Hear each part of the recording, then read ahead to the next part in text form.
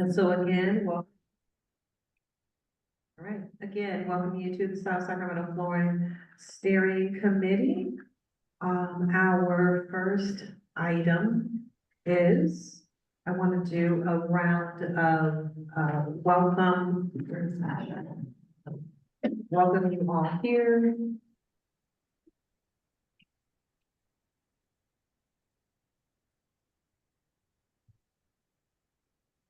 Hello, good evening. So I heard some interpreter, it's sounds a little distant, so. It sounds a little bit, okay, how, can you confirm with them, how do I sound right now? Is that okay?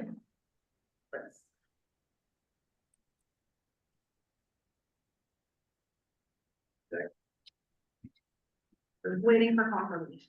Okay. I want to welcome all of you that are coming in and participating with us online as well.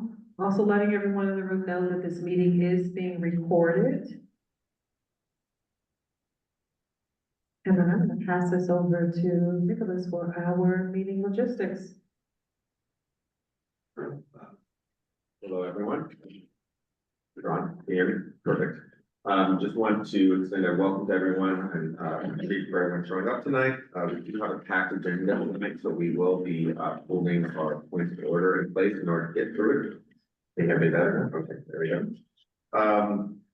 Just a reminder that as far as the logistics for the meeting, there will be interpretation provided. We will get into that soon. The order of operation will be in-person comments before we move to public comments online during the course of the meeting. We do have a code of conduct that I just want to remind everyone to review as far as how we are going to interact and engage with each other.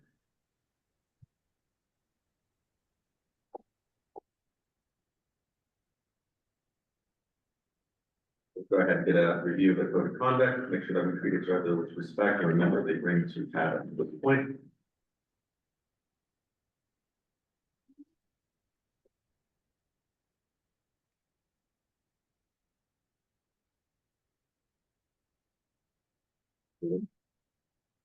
And with that, I'll pass it to Executive Board. Hopefully, and yes, we will now do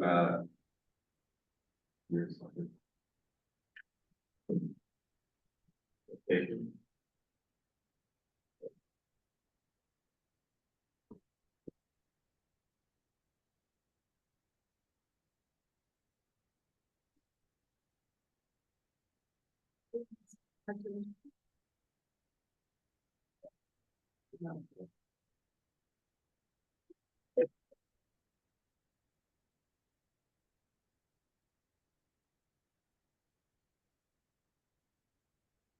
Following the time we find our applications by. So this is just for the interpretation. You can review it online, and then I'll pass it to our interpreter to provide some instructions and the link. Hello, can you hear me? Hi, well, I'm just gonna give some instructions. If you're on a computer or laptop, you will see a word-like icon at the bottom of your screen that says interpretation. Select your purpose. Please remember that we are providing interpretations in real time. Speak loud and slow so you can be heard. If you prefer to listen to the meeting in Spanish, you will need an interpretation device. Please raise your hand and we can get you a device. Or feel free to come us and see us at the back of the room. Our partner is here in the back of the room. Now I'm going to say in Spanish. Para interpretación en español, si está conectado desde una computadora o tableta, verá el icono del mundo. En la parte inferior de su pantalla que dice interpretación, seleccione su idioma de preferencia, en este caso español, y luego dele clic a silenciar audio original. Si está en su teléfono, tablet, iPad o cualquier otro dispositivo, verá 3 puntos en la parte inferior de su pantalla. Seleccione interpretación, seleccione su idioma de preferencia, español, y luego dele clic a silenciar audio original. Posterior a ello, dele clic al Done o finalizado y habrá completado la configuración de interpretación en Zoom. Si se unió a nosotros en persona y está presentando o haciendo preguntas en voz alta, Recuerde que estamos brindando interpretación en tiempo real, hable alto y lento para que pueda ser escuchado. Si usted prefiere escuchar en español, necesitará un dispositivo de interpretación. Levante la mano y podemos conseguirle un dispositivo o siéntase libre de venir a vernos al fondo de la sala. Just a reminder, please, for the speakers, speak loud and clear. And if you see us ask you to speak loud, we are going to do this sign, please, or slow. So for everybody, just a reminder, thank you. Thank you so much for that. Next, we'll go over briefly the agenda for tonight. As you will see, it's a very packed agenda. So we will be, again, holding everyone to their time allotments. With that, I will pass on to Stephanie to perform the roll call. All right, we're going to get ready for a roll call, and so for our steering committee members, when I state your name, if you can, please say present, in the affirmative. All right,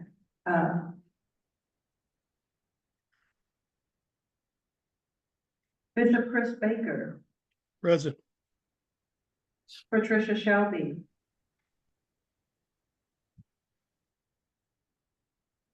Rhonda Henderson, Present. Jamala Green, Present. Theo Holmes, Tito Huang's here. Yes, ma'am. Thank you. Vincent Valdez, Sure. Rachel Brown, Stephen Street, Present. Raina Moreno, Michael Lampkin,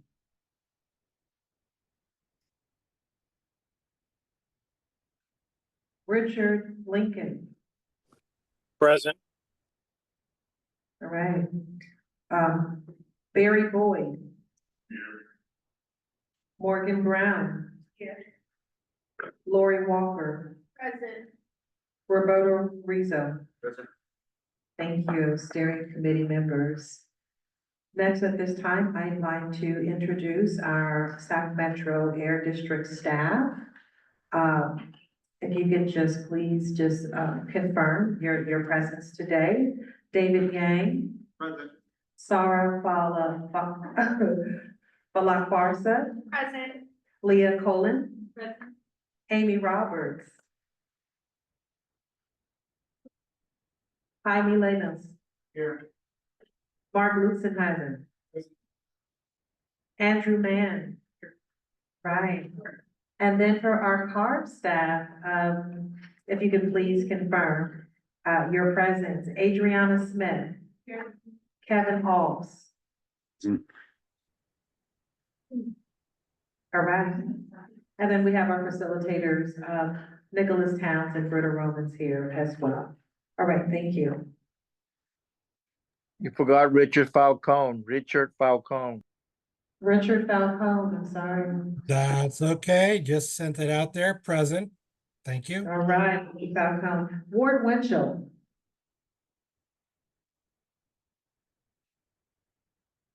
All right, thank you. Thank you, everyone. All right, so as we move forward, we have a agenda. Go ahead. Just want to make note that we have 13 members present, so we do have a quorum. And then we did want to open up for community events to share. Thank you, and community members can introduce themselves as well during this time. If you're providing an event, we'll provide you a mic. There is a 30-second limit. Oh, sorry, is that better? Okay, so just repeating instructions. So we will do a public introduction, committee introductions, as well as any event shares. We do have a limit to 30 seconds if you're providing an event share. Y'all got a lot of echo coming from back there. Right.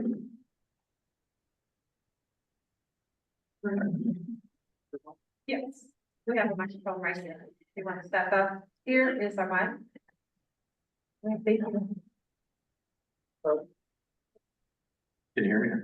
My name is Maximilian Rosa. I'm the Director of Sustainability at Sierra Service Project. We host a lot of community volunteer events. We had an event this Friday or this Saturday at Safe Harbor Sustainable Eco Housing. We're establishing some native plants. We're doing another one on November 10th, which is a Sunday at Rainbow Mini Park, 42nd and MLK, establishing native plant garden there as well. We also have 2 mushroom cultivation workshops coming up, one on Saturday, November 9th, and another one on Saturday, November 16th. I'm happy to give anybody more info on any of these events if they're interested. Then we also have volunteer opportunities for people who want to help with the Dixie Ann Clean and Green Alleyways project in North Sacramento, helping put the paper art. Thank you.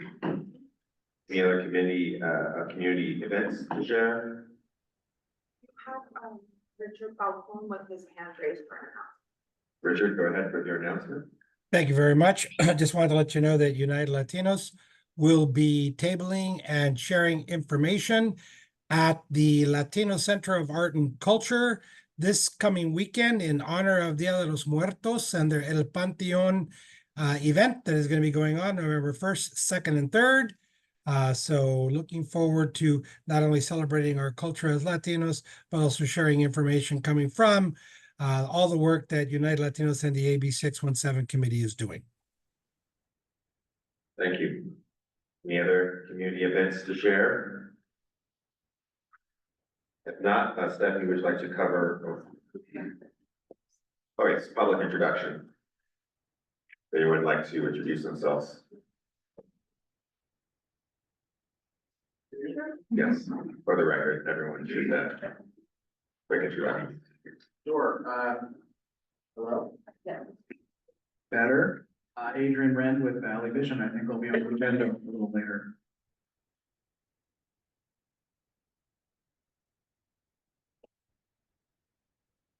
Yeah, so all public members are supposed to introduce themselves, but it's not required.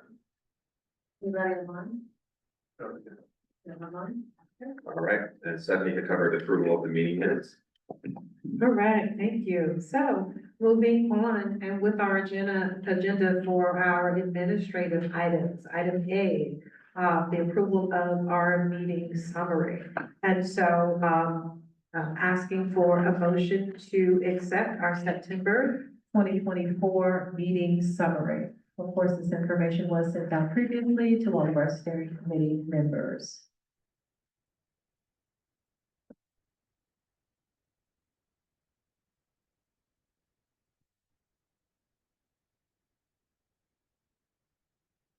Yeah. Motion to approve, motion to approve. Second. All right, second, all right. All right, so let's go ahead and have a first and we have a second. Let's go ahead and take a vote. Bishop Chris Baker. Yes. This is, all right, thank you. Patricia Shelby. Rhonda Henderson. Yes. Jamala Green. Yes. All right, Tina Hong. Yes, thank you. Vincent Valdez. Yes. Rachel Brown. Stephen Street. Yes. All right, Rena Moreno. Michael Lampkin. And Richard Falcon, you are our alternate. Richard Lincoln. I abstain. I wasn't at that meeting. Okay, thank you. Ward Winchell. Barry Boyd. This motion is to approve our September 24th meeting summary.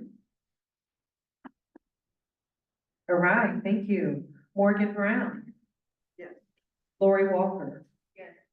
Roberta Riza. All right, thank you. All right. Motion approved to accept our September 2024 meeting summary. All right, moving forward with our next administrative item, I'm going to pass it over to Vince Feldings.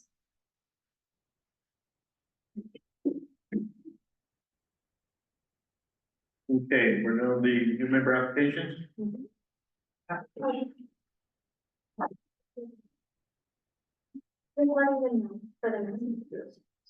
Okay, all right, so we have member application from last month that we looked at and, we can vote on this month? Before we move to that, that's gonna be one of our action items. This one is just to notify them of the new members for the next meeting, so they have a chance to review, at that meeting. Okay, and that new member would be 3C. You know, it's just gonna be an agenda item for the next meeting, so it's reminding the members to review the agenda packet so that they can be prepared to vote for the new member. And we have a separate, action item for a member of this meeting. All right, so just for a little bit of clarification, in your meeting packet for administrative, item 2B, we have a new steering committee application. We'll be voting on that, at our next meeting on November 18th. And so in your packet, and this information also has been sent out to you previously. Just wanting to remind you that we did receive that application. You have had opportunity to review that, and then just noticing you all that we will be taking a vote on this new member application. And so you do also have a hard copy in your folder tonight, and it is listed as administrative item 2B. All right. Correct. Our third administrative item, 2C, is member participation. I believe Vincent was going to give an announcement related to member participation. Yes, that's what I was gonna talk about. I was a little sidetracked. So we have some members who have not been participating. I addressed it with the Air District on, and it's in our guidelines that we have to vote on these actions here at the steering committee. So we're addressing them now today, and so there's a couple of applicants or participants that have not been participating.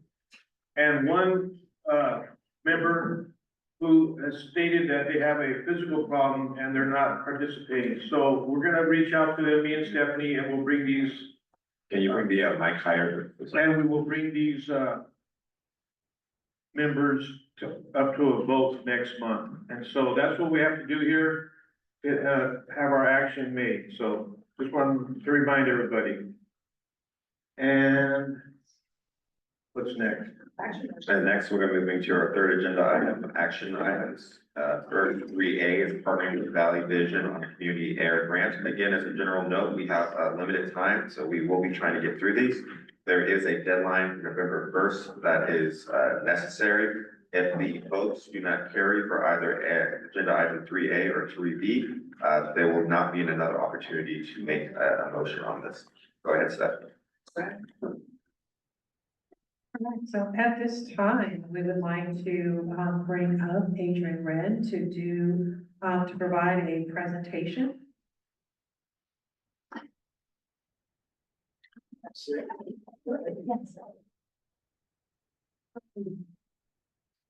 Okay, I'll make it quick. Hello, everybody. My name is Adrian Wren. I'm with Valley Vision. We're a nonprofit located in Oak Park here in Sacramento. I've seen you guys a lot over the last 5+ years of attending these meetings, and I'm excited at the opportunity to present what I think is a really interesting opportunity to partner a little bit more closely on some of our work. So you all should have received a pack of materials, including a cover letter from me, including a summary of a grant opportunity, as well as a budget, a timeline, an organizational structure, and a draft letter of support. And what I'm here to do today is to ask for you guys' commitment to partner with us on this grant.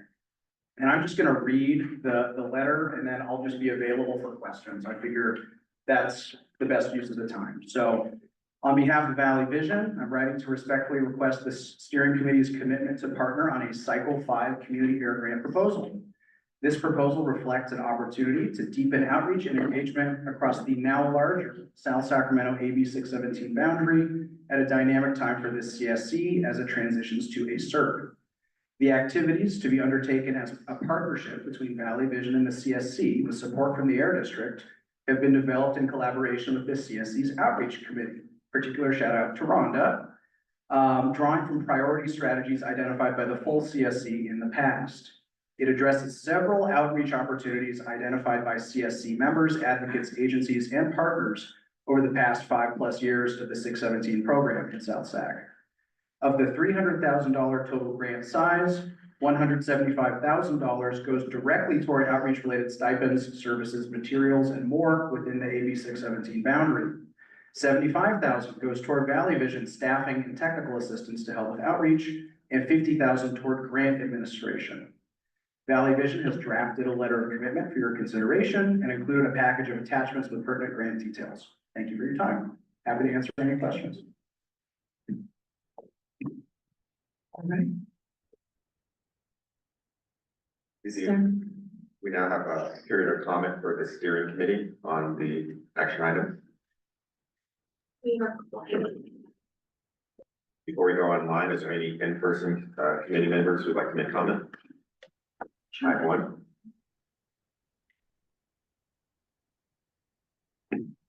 Okay.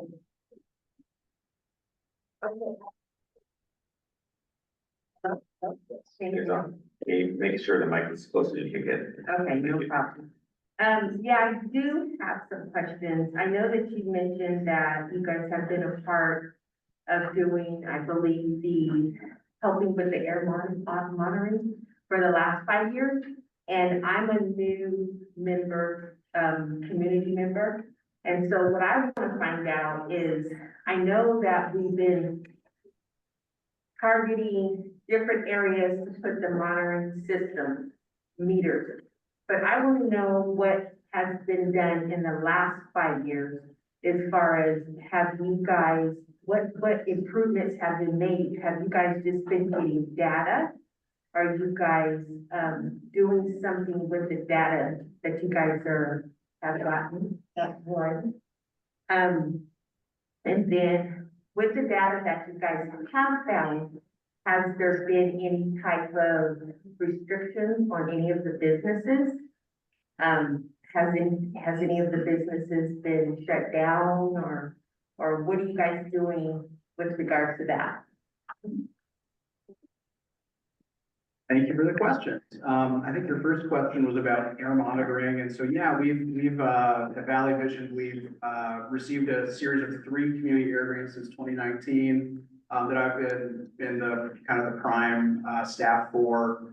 One has been focused on monitoring, and that was our very first one, which started in 2020. And we deployed a network of 20 low-cost sensors in North Sacramento and in Oak Park. So not especially the older 617 boundary further south. That data is all publicly available on our website on valleyvision.org.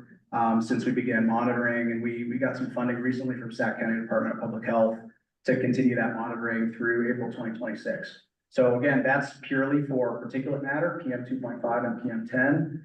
It's not for heavy metals. It's not for other things, elements of concern. It's pretty lightweight monitoring that we did, but it did, have some interesting results in terms of, hotspots for particulate matter in those neighborhoods in North Sacramento. And remind me your second question, was it around, impacts on like businesses and things? So what have you guys done with the data? What have we done? So it's publicly available on our website. We are following 2 air grants. We worked with our steering committee to review the data and to prioritize actions. And so that was our second grant, was doing a big mass mailer campaign. We mailed out over 30,000 mailers to households, every household in our geographies of North Sac and Oak Park, for them to do a survey to tell us what, between things like urban greening, passing out bus passes, vegetative barriers, or policy advocacy, what they wanted to do with funding for clean air projects. And so there's a report that's publicly available as well on our website, focused on kind of the outcomes of that survey. And then our current grant that we're just now kicking up is to fund projects that are in line with those priorities. So we did monitoring, we did prioritization, and now we're in the early stages of funding projects.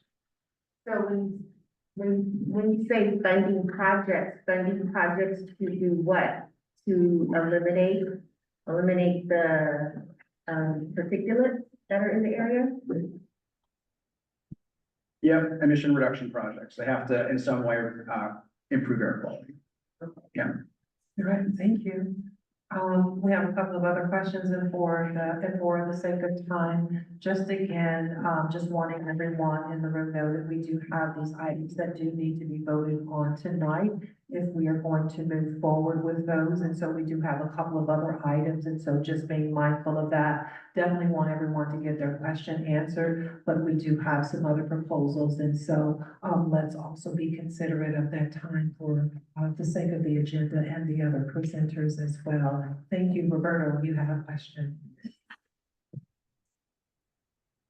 Thank you, and thank you again, Adrian, for putting this opportunity forward for us. I think this is something we've been talking about, getting funding for outreach and education purposes for the committee. A question that I have is in relation to, you mentioned technical assistance and admin, and I mean, I know you guys have a team of people that could guide us on how to do that better. If you could speak a little bit about what that technical assistance would be and how we could partner and, not only hopefully getting the money, but also doing the outreach together. Sure. Thank you. Yeah, so good. So one thing in the packet is like a rough internal budget for kind of what buckets of funding and activities are a part of this proposal. So you'll see, one column for Valley Vision. That's really our staffing dollars associated with supporting the CSC in carrying out those outreach activities. And then the column next to that on the furthest right side is the dollars that are going to the CSC, that are available to the CSC to do those activities. You'll notice that one of the categories is around a stipend program, and that's uniquely a system where we can flexibly provide stipends for CSC members or affiliates. If there's people who want to volunteer, who might be part of an organization, they could be eligible for those stipends. So if someone wants to go table, wants to be part of a video production effort, wants to, be a community ambassador, those are all opportunities for them. And so our role as technical assistance providers is to share our best practices from our previous work, to provide the structure and the framework and really be the backbone for supporting the CSC and moving all this stuff forward and really kind of helping be the project manager for it and tracking all the outcomes associated with it. Thank you. Mr. Boyd, your question, please. Thank you. Following up slightly on what Lori was asking and Roberto as well, just for clarity, this particular grant is just strictly for outreach, community outreach, right? Correct. Okay, then knock that off the table. Now, the prior grants that you've had, as you stated, was collecting data, and Lori had asked, so what are the action items on that versus the survey asking the community what it want to do with the data? What is the actual actions, that Valley Vision has done with the data it has collected over these last 3 years, right? 3 years of monitoring data collection. Sure. So the data is publicly available on the website. And what we've done since then has been to really do all that, again, 30,000 households, collecting their input, taking into account the categories of emission reductions projects that came out of the monitoring, right? So we synthesized everything into really 4 different categories, collected information, and now the community air grant that we are just launching now is about funding emission reduction projects.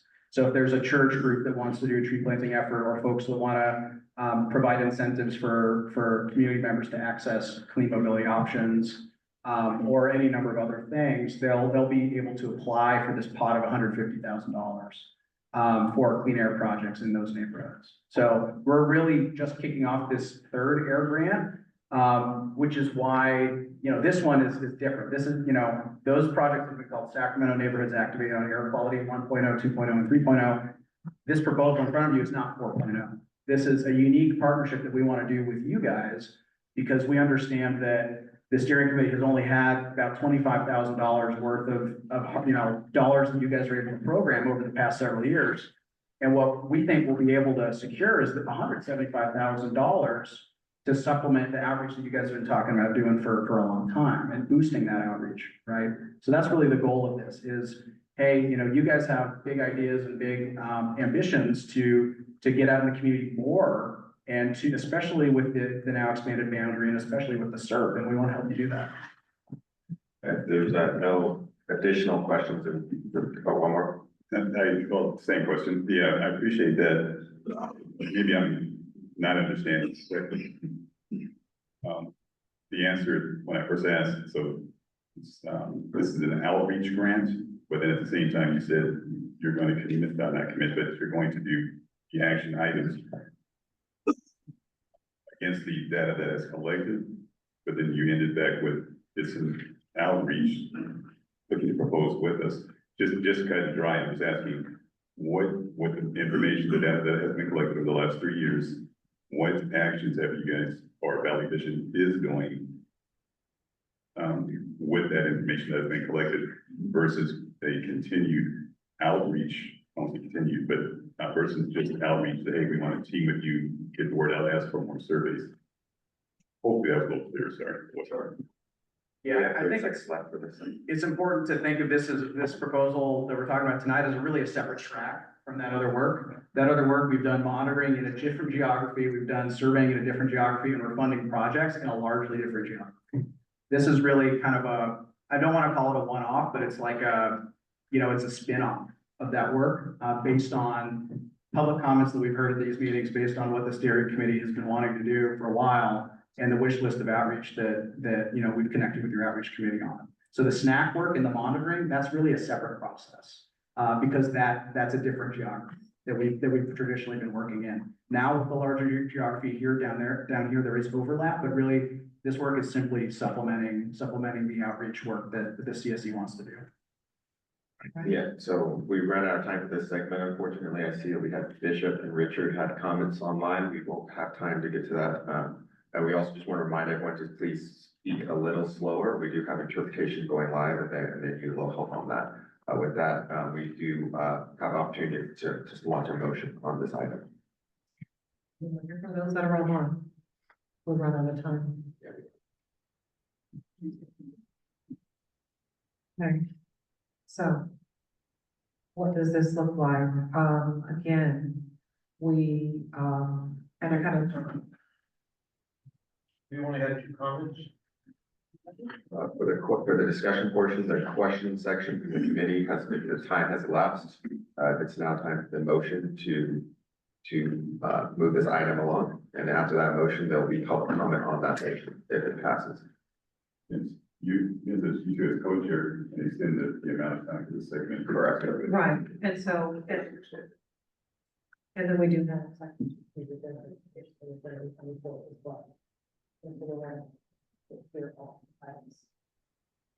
Okay. All right, so I know the steering committee has extended the time, or the colleagues have extended the time, so we'll now take Bishop's question online. Adrian, you said the total grant is 150,000? Total grant is 300,000, 175,000 for CSC outreach and the rest for staffing and administration. Oh, for Valley Vision? Well, $300,000, it'll go through Valley Vision, but then $175,000 will go out the door and be in play for steering committee outreach expenses. Okay, so the 175 will go towards the steering committees. Correct. Oh, okay, I'm good. I understand. Thank you. I saw Richard Falcone put his comment in the chat. It's United Latinos supportive of this partnership. That's all I had to say. Thank you for that. I just wanted to put in my voice in that, but thank you. Thank you. You're now ready for the motion.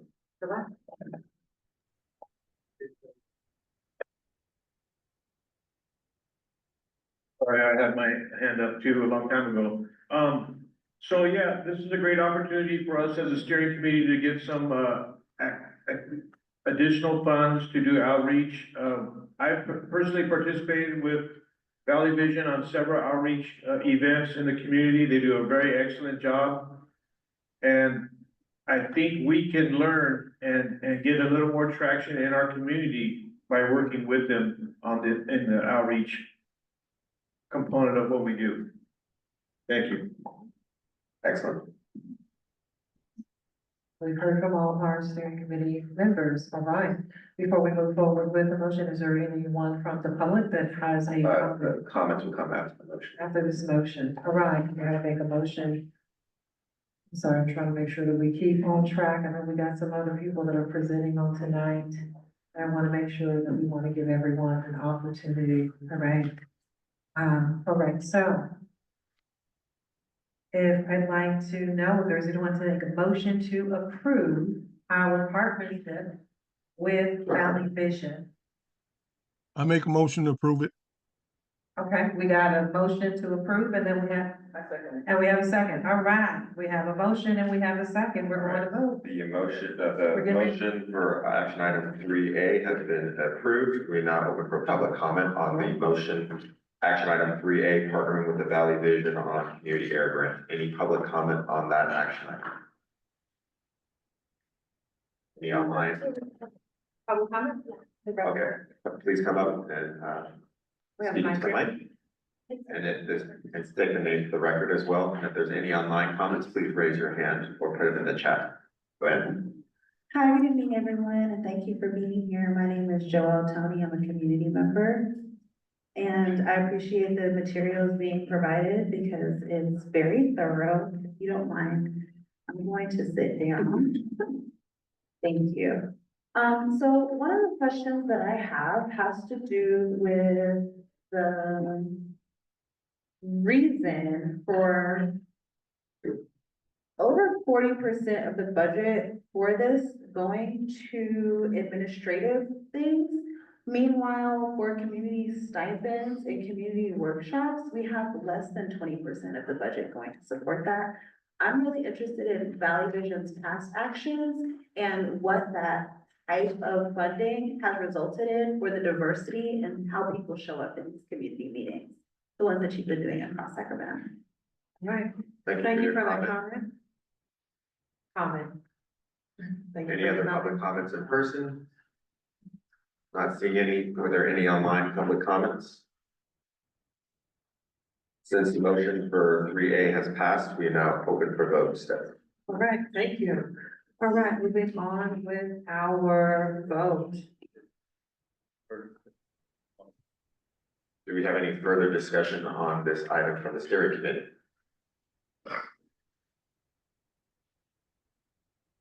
Seeing any online? Not seeing any, we're now open for votes. Apologies. All right. We're gonna do a roll call vote. Please confirm your vote. Bishop Chris Baker, Yes. thank you. Patricia Shelby. Rhonda Henderson. Jamala Green. Yes. All right, Tito Hall. 100% yes, thank you. Thank you. Vincent Valdez. Yes. Stephen Street. Yes. Rachel Brown. Rita Moreno. Michael Lampkin. Richard Falcone. I'm not voting today. I'm an alternate for Vince. Thank you. Richard Lincoln. Yes. Thank you. Ward Winchell. Barry Boyd. Aye. Thank you. Morgan Brown. Yes. Lori Walker. No. Robert Reza. Yes. And Stephanie Williams, yes. All right, that makes our total yes vote at 11 yes votes, 1 no, 2 abstain. The vote passes. Right, thank you. Thank you. Action item 3B, SAC EJC request for support on a community air grant. Thank you, Adrian. As we are as we're getting ready to hear from SAC, EJC, also just want to, steering committee members also want to draw your attention to action item 3. Information is in your packet, has been sent out previously, and it also is included in the packet if you want to follow along during the presentation. Thank you.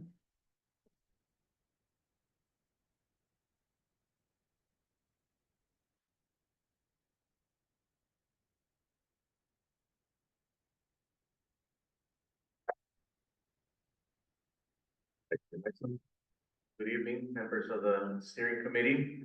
My name is Herman Barahona. I'm the lead community organizer for the Sacramento Environmental Justice Coalition. It's good to be here. Next to me, of course, the famous Barry Boyd, who represents our organization. I'm happy to announce that we are submitting a grant application to ARB for the technical grant. And when we discussed this with several of our community partners here in town, the response was overwhelming about how we battle cancer here in South Sacramento and North Sacramento. We all know that diesel fumes, the exhaust from the diesel trucks is killing our folks, especially if they live in front of diesel truck depots, service centers, etc. There's plenty of scientific data to prove it. What there isn't here in Sacramento County is the kind of community science that can monitor these emissions at a very localized level to gather the kind of baseline of information that can lead us to some actionable steps, which is why we organize, to actually change things, not just to say that we try. We really want to push for ideas that are going to be creative, that are going to support a green economy. And so we are submitting this grant. We have the support of the following folks that have agreed to our grant proposal. The Sacramento Catholic Diocese, the Sacramento County Public Health Department, Dr. Olivia Casiri, the South Sacramento CPAC Commissioner Eric Jaramillo, the County Supervisor Rich Desmond, who's also an AQMD board member, Sacramento City Council persons Mai Vang and Katie Maple, both AQMD board members, 350 Sacramento Latino Leadership Council, Third Act, Community Resources Project, the Sacramento Tenants Union, the Sacramento Homeless Union, Rice Economy, which is a statewide social justice network that's fighting climate change issues and how banking industry is investing in big oil. So they definitely give us a resounding yes with their letter of support. The Mangum Park Neighborhood Association, Grid Alternatives, Sacramento State Center on Race, Immigration, and Social Justice. And last but not least, we're very happy to also bring on board a community health clinic that's going to help us with health screenings with this project, along with partners that, with residents that are close to these diesel emission centers. We hope to gather the kind of data that will be willing and able to share with all of you, so you can see what we're finding. We have an air quality consultant, you probably know of him, Earl Withicum. He's an amazing scientist who's helping us with the technical part of this project. The most interesting thing about Earl, he's a community hero to us because he said, I will donate 600 hours in kind for this project, which turns out to be about $90,000. And the Community Health Center will also do the in-kind contribution for the health screenings, which is about $30,000 per year. So we're shovel ready. And what we need from you is to join us on this successful grant application. Of course, ARB will decide that, but we are really confident about what we're packaging here. So whether we get this grant or not, we're still gonna raise money to continue doing the citizen science that's very needed near these diesel emissions areas that are making our people sick. So we ask for your support and a letter of support. That's all we want. We would love for you to join us at this community science experiment. Thank you. Any questions? All right, thank you. So we are going to open it up for questions from our steering committee. Also want to ask for our steering committee members, if you have questions, if you could please lift your card so we can, so I know who to call on. All right, looks like we have Vincent. And just to be clear, you want a letter of support from us, or will we be able to participate with you in any way on this project? A letter of support, but if you want to volunteer something into the letter that you'd like to do with us, of course, we're open to community outreach. It's incredibly needed. we already have planned out a series of outreach events that I think could be, play a key part in. We're gonna do tours of these different hotspots in the neighborhood. And we have, of course, a kickoff and a closing, that I think all of you can play a key part in it. Great. Thank you. Any other questions from, oh, Lori, thank you. Yes, I do have a question. You mentioned that you guys are gonna have a scientific type of lab or something so that you guys can take testing. What do you guys, how would that work? So we're proposing to install 30, NOx monitors and black carbon monitors, PM 2.5 as well. These 30 monitors will be stationed near these depots, so we can see how the winds are actually affecting families in these neighborhoods.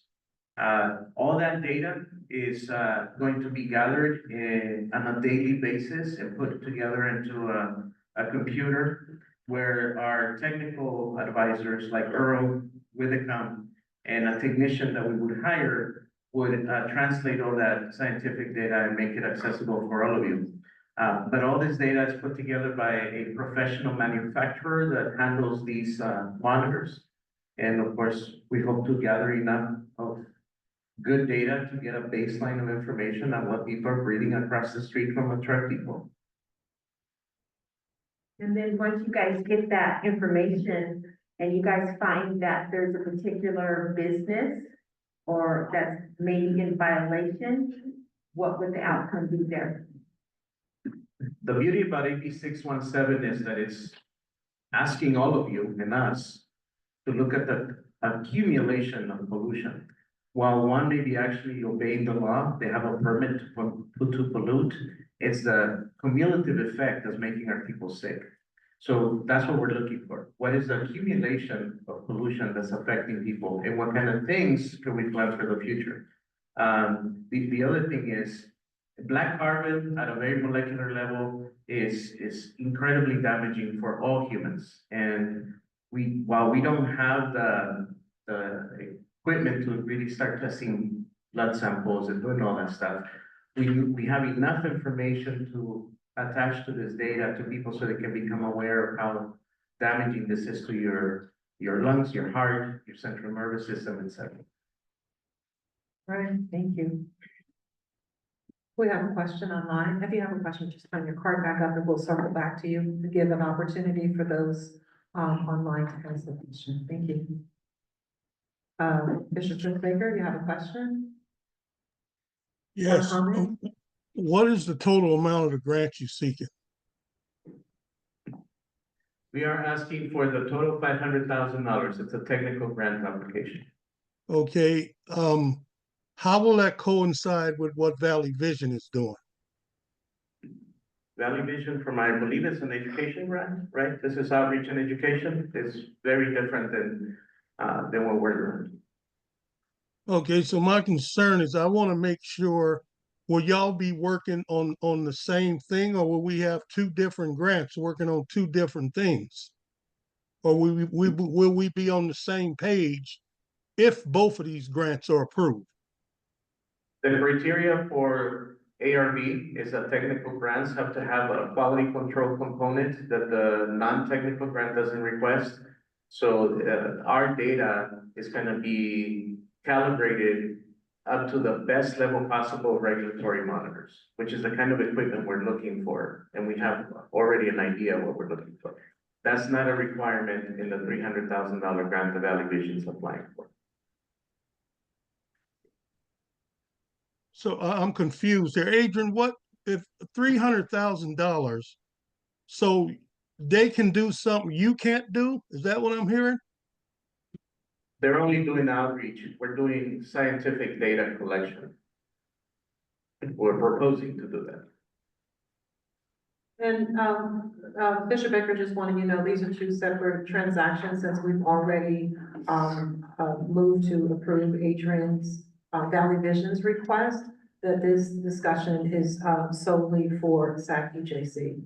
Thank you. If I could just add, this is Kevin Up with the California Air Resources Board, and I'm sorry, I thought there was an echo.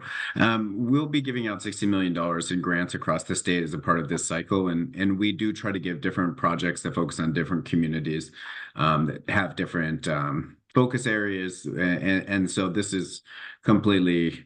I mean, we encourage coordination with the steering committee and with each other, but that's not at all a requirement of any grant application. Thank you. Then we have Richard. Is that Richard? All right, Richard. Thank you very much, Ederman. Great presentation.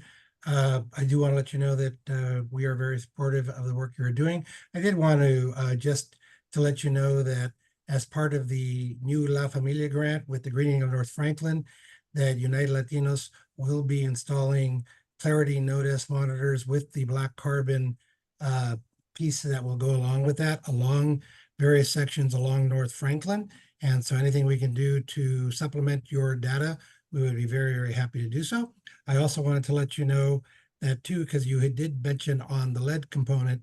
So if there's anything that United Latinos can do, of course, I would have to take it to the board, but anything that we can do to assist you with the ARA NFRM monitors that we have in stock, thanks to you and your work that you've done with us in the past, we would be glad to supplement what you're doing in any way, shape, or form. Thank you. All right, we are technically out of time for this item, but there is another request for comment on the steering committee. All right. With that, we're now ready to move to a motion. And you, okay, no more questions? All right, so at this time, steering committee, like to thank you. Taking this opportunity, is there a motion to approve this letter of support for SAC EJC? I make a motion to approve the letter of support for second EJC. All right. Have a second, looks like we have third, all right. The motion for action item 3B has passed. We're now open for public comment on the action item 3B partnership with EJC. If you have a public comment, please state your name for the record and provide your comment. You will have 20 seconds. Hi again, everyone. My name is Joelle Tony. I'm a community member. I just want to say that SAC EJC has been doing really great work in the community. We're part of another grant opportunity. We have a great list of supporters. One of my questions, and I have a few, is how would you prevent duplicative efforts since you are monitoring some of the same things and you stay in the same neighborhoods? And then I want to know, what about air toxics like HVOCs, especially in those areas that have a lot of cumulative effects, like you were talking about? Thank you for the public comment. As a comment, there is no response. Any other public comments on that? All right, 20 seconds. Please state your name for the record. I'm Maximilian Rosa. I wanted to offer support of this proposal, as well as encourage the Air Quality Management District to go one step further and provide a letter of commitment articulating some of the work that you're already planning on doing around this area to bolster this application and provide additional points in the scoring. Thank you for the comment. Staying on time. Is there any other public comment in person?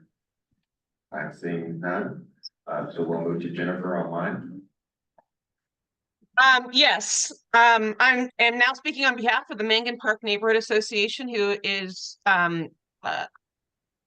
has written a letter of support for the Sacramento Environmental Justice Coalition in this grant. And Mangan Park, which is within the AB 617 boundaries, requests that the steering committee support the SAC EJC request. Thank you very much. Thank you for the public comment. There's no other additional public comment. We are now ready to move to further discussion by the committee. All right, is there any other comments? All right. Oh, no comments? All right. Any other further discussions from the committee as we move to a vote? Barry? Yeah, sorry. Yeah, just a quick question, being that I am the representative for the presenter, do I abstain or do I? Yes, you abstain. Thank you. You're out. comment for the Larry Lawrence abstention, just making note that that now means we have 11 voting members for tonight. 6 would be a passing vote for the motion 3B. We're now ready for the vote. All right. So. You have. Okay.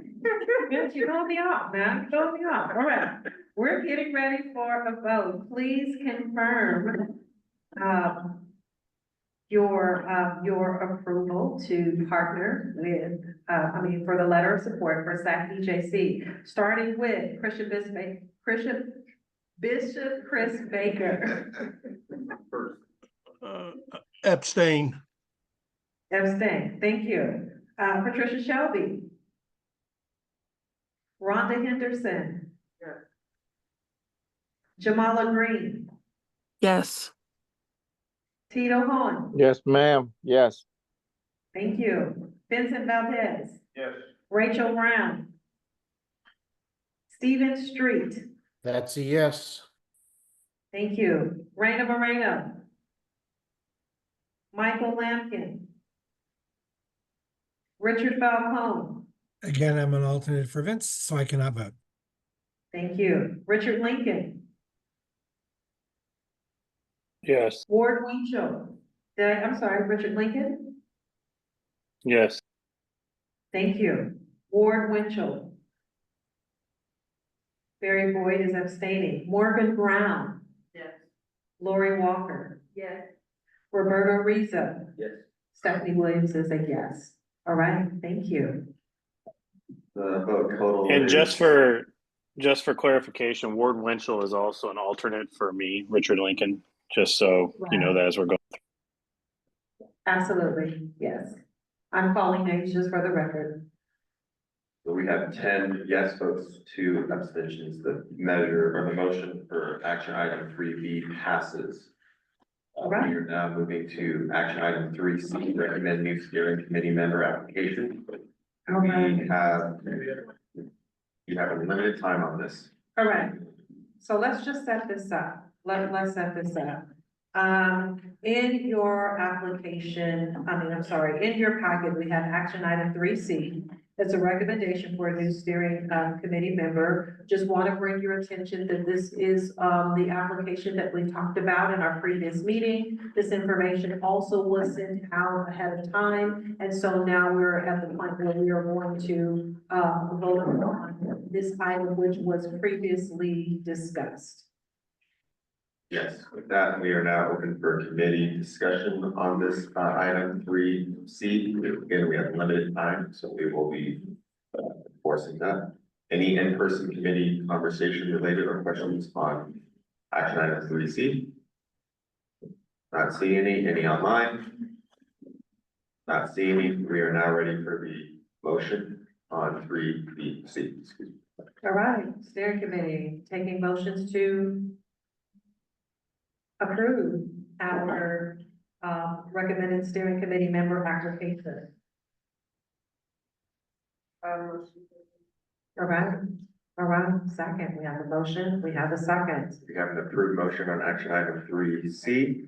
It now goes to public comment. Do we have any public comment on 3C?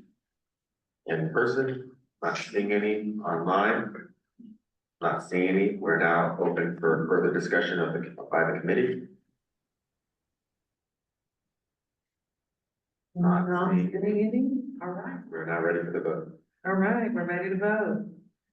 Okay, this vote is for action item 3C, the approval of our new steering committee member, starting with Bishop Chris Baker. Yes.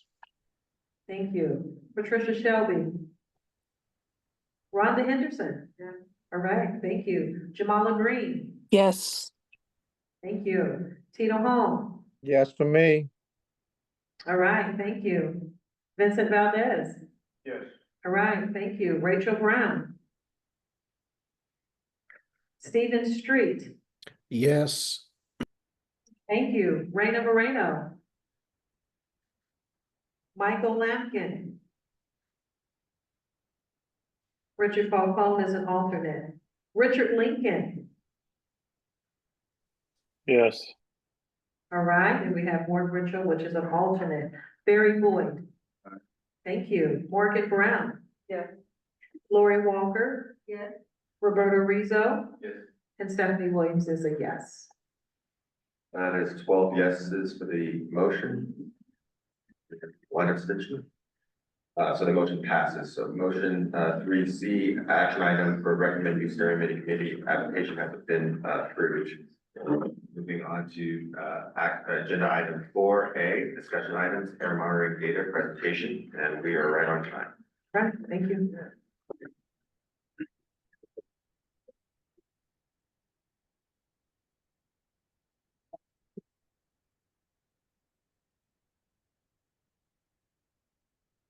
All right, next slide, please, thank you. Next slide, please. All right, so for understanding air quality, we use several tools and information. So one is community knowledge, right? So this is y'all here who sees and deal with the issues and can let us know where there are air quality issues. Another is the air monitoring data that we've been collecting. That is something that they will be presenting on today, right? The data we're collecting from our phase 3 portable laboratory. And this tells us what we're breathing in.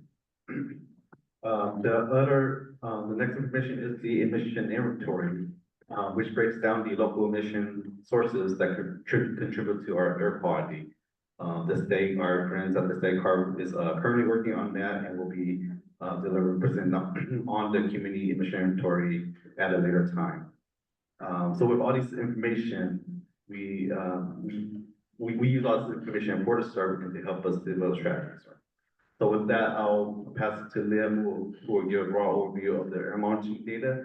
The district is also planning on doing a public forum to dive deeper into the data. Right, we only have 20 minutes to talk about the data, which is not enough to go through the amount of data that we've been collecting. So this is just a high overview of what we're seeing out there. We're planning on doing a deeper dive early next year after the holidays. So yeah, so I'll pass it to Lynn to give a their presentation. Yes, comments. We would have 15 minutes for this discussion item and for this presentation discussion item. And just a reminder that while we are under time, if you request you speak a little slower so we get time for our interpreters. David, real quick, you said a deeper dive after. Yeah, so we're planning on a public forum, public workshop or something like that early in 2025 to go more into the details of the data. You know, we're just providing a high overview or a broad overview of the data that we've been collecting with the phase 3.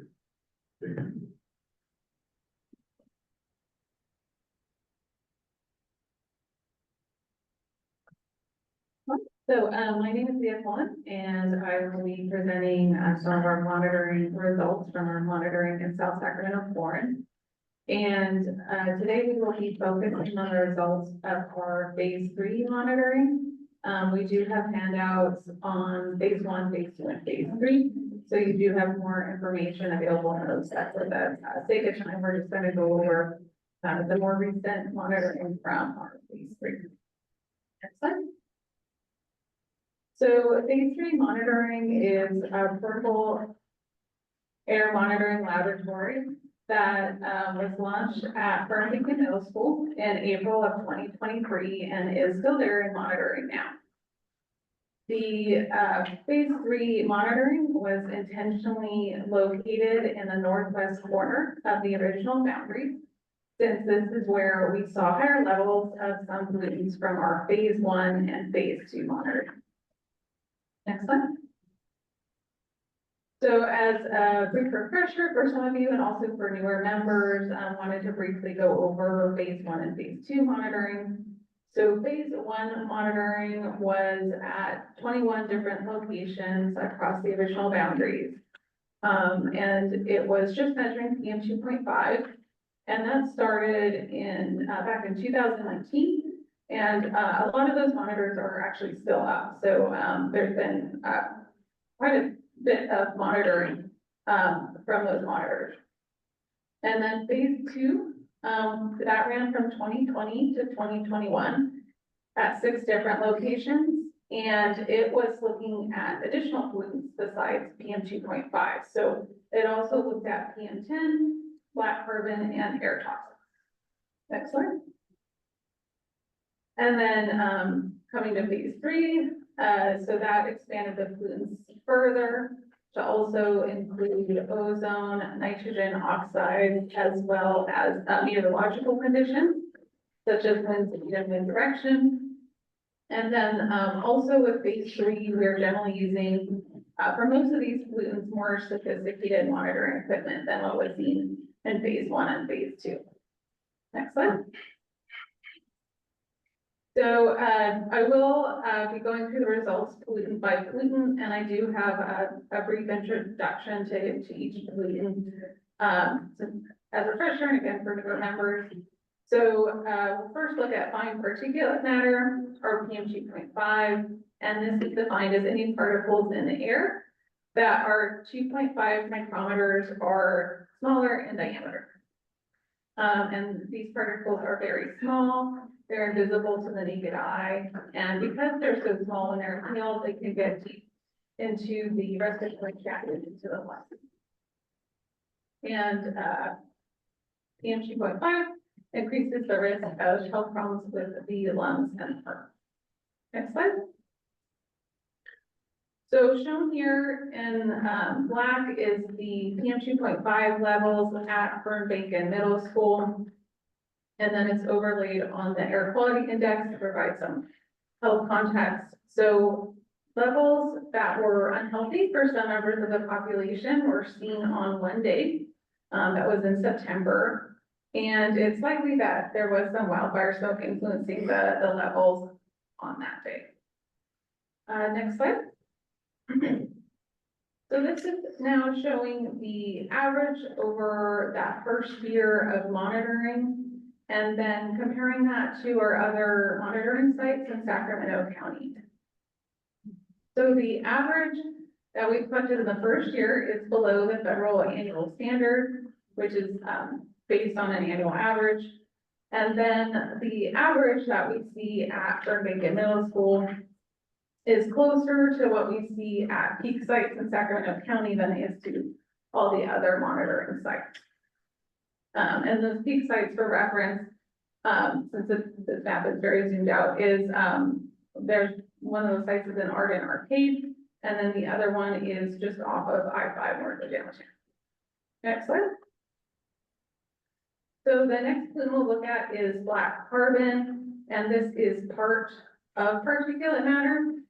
And it is likely that it contributes to some of the health effects that we see with PM 2.5 exposure. And black carbon also happens to contribute to climate change as well. Next slide. So shown here in purple are the black carbon levels measured at Fernbank Middle School. And then also on this graph, we have the levels measured at our near road site just off of I-5, and that's in yellow. So generally the greatest black carbon levels are seen in November and December over that first year of monitoring.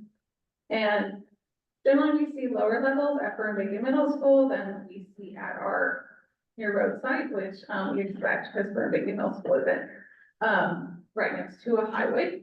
But we do see that the peaks and valleys often are occurring at the same time. So that indicates there may be common sources or processes occurring across both of those places.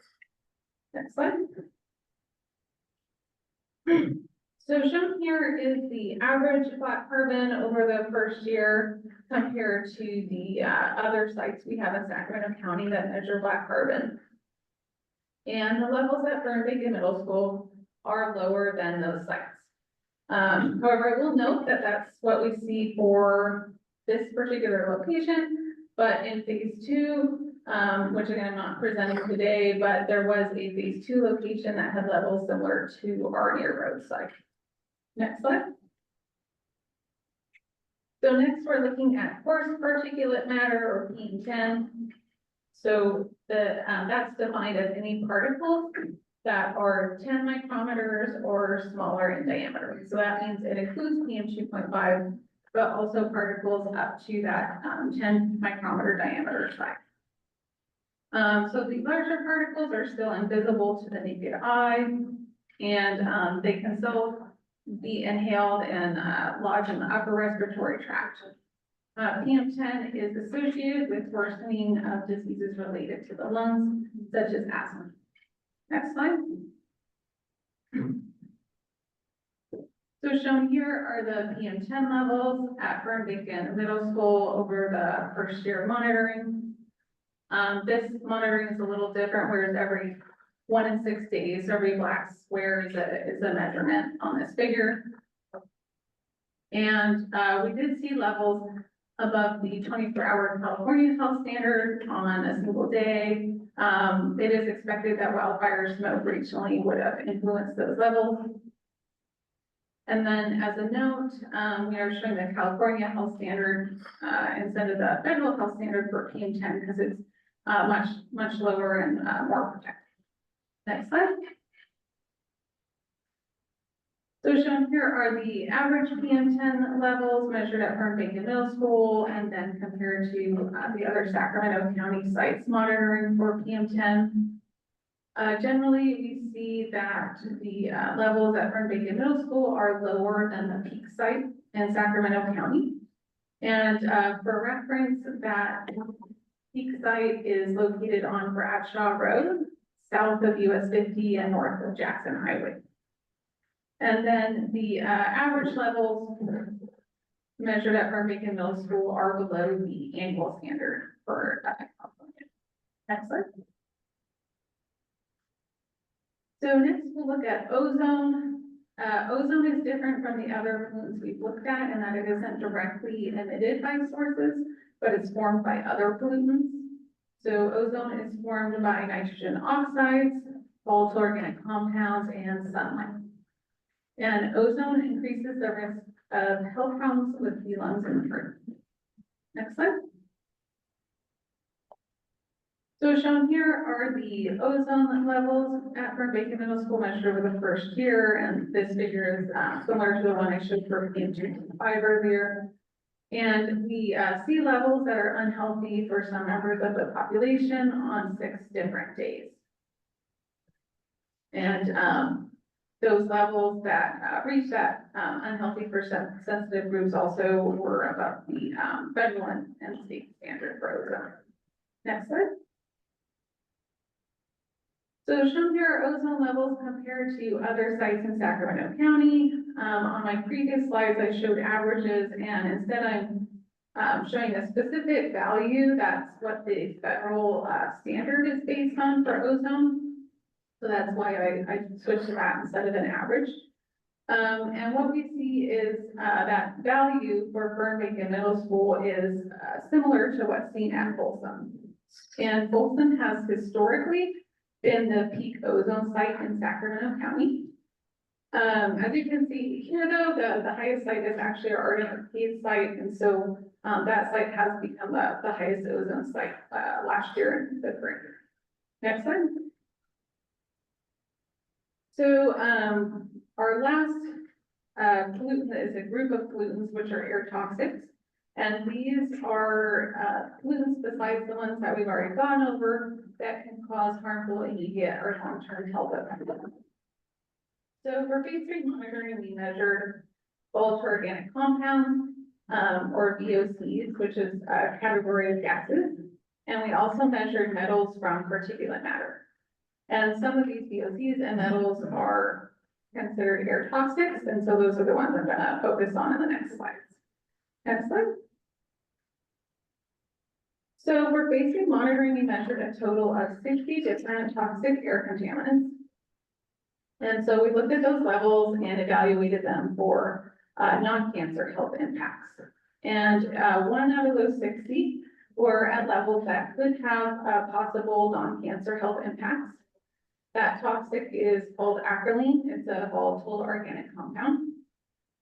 And although it was at levels that could potentially have non-cancer health impacts, the levels that we measured were below the California statewide average.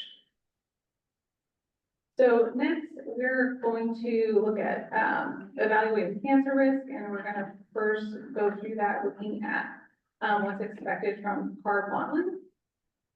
So based on CARB's, California Air Toxic Assessment, diesel particulate matter is the majority of cancer risk from ambient air. This was not directly measured by phase 3 monitoring, and it can't, be directly measured. And then the other compounds after diesel particulate matter that are expected to contribute the most to cancer risk are acetaldehyde, formaldehyde, benzene, and 1,3-butadiene, which are all VOCs. Next slide.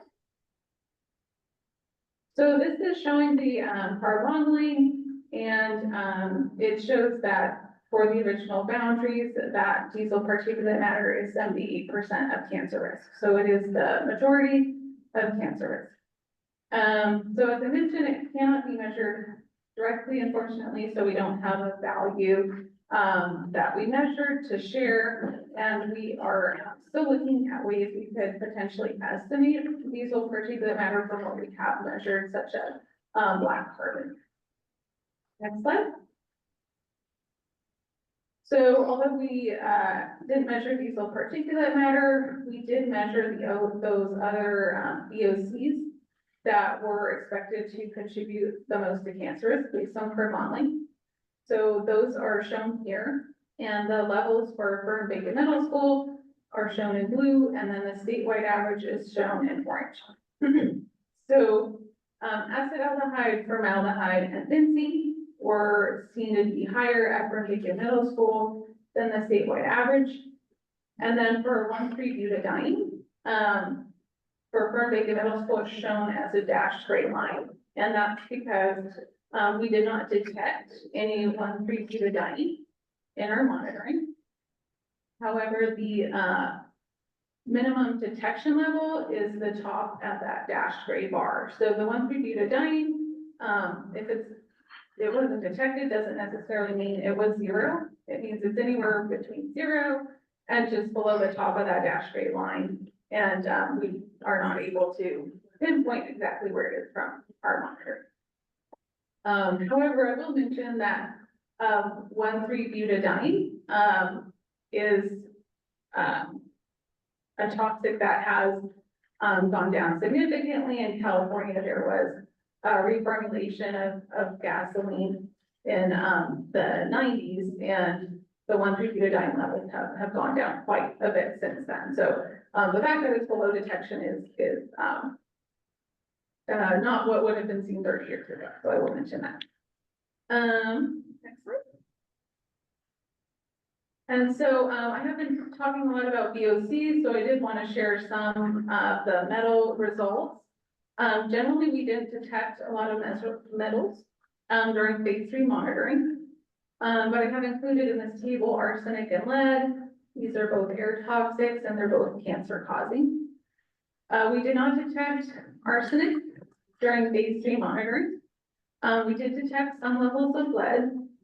Those levels on average were lower than our other Sacramento County monitoring sites and the statewide average. And next slide. So that concludes the presentation on monitoring, and I'll pass it back to David. Yeah, I just want to give a quick update on the phase 3 monitoring lab. So we have received notice from the school that they're going to start construction. So Fern-Bacon Middle School is undergoing renovations. So they've asked us to move that portable laboratory by early 2025. So we'll need to figure out a new location for the phase 3 monitor. So we need help from the school to figure out what is the process to consider all possible locations, including how do we consider public input on finding a new location. So there are some consideration for a new location, including power, safety, security, making sure it has the space inside for the portable laboratory. So that's my quick update on the portable laboratory, and I'll pass back to Nick and the Colby. Perfect. We did have an approval from the co-leads to extend the time for the presentation, as they thought it was important. We do have 12 minutes left for Q&A on this discussion item unless an extension is made.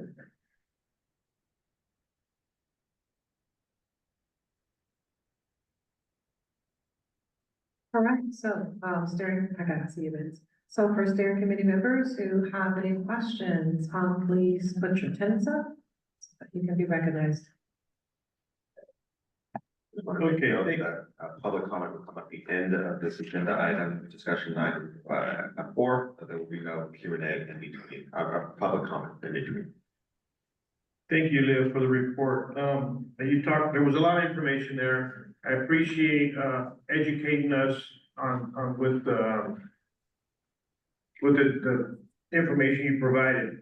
I do have one question though. Were there any dates or periods that were removed from the collection of data for particular reasons, like maybe fire season or anything in particular like that? And, also, you did mention the phase 2 monitoring, and so will we be able to see the final phase 2 monitoring report that you created that the SERP subcommittee was able to see? And I feel it's important that the steering committee gets access to those reports as well. But my initial question was, were there any dates or times removed from the data for any particular reason?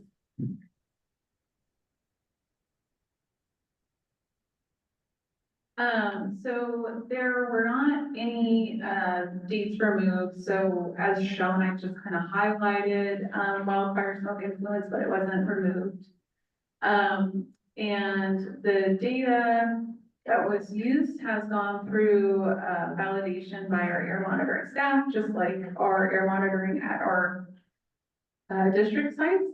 And we are, planning to, post that kind of validated data on our website so that that can be seen, like, if something wasn't validated.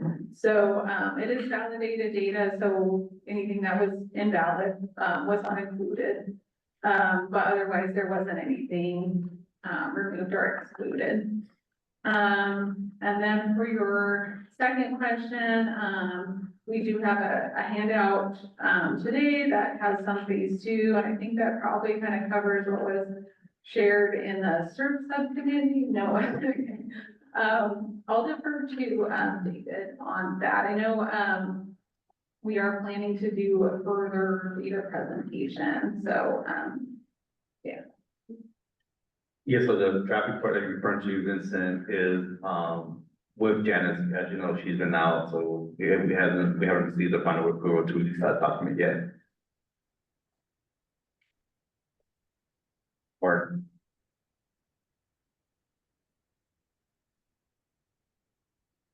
the one thing I just wanted to make sure they're live. The one thing I just wanted to clarify as well, Vincent, to your question is, the only reason the data would be invalidated is, let's say, for example, this type of equipment is calibrated on a regular basis. So not because of a wildfire, not because of other circumstances, but if, for example, a particular instrument is supposed to read between 5 and 10, and we found that on that day it was not reading properly, that is what they're talking about in terms of validating data. And that's true for all of our stations, but no data has been excluded because of wildfires or any other extenuating circumstances that are going on.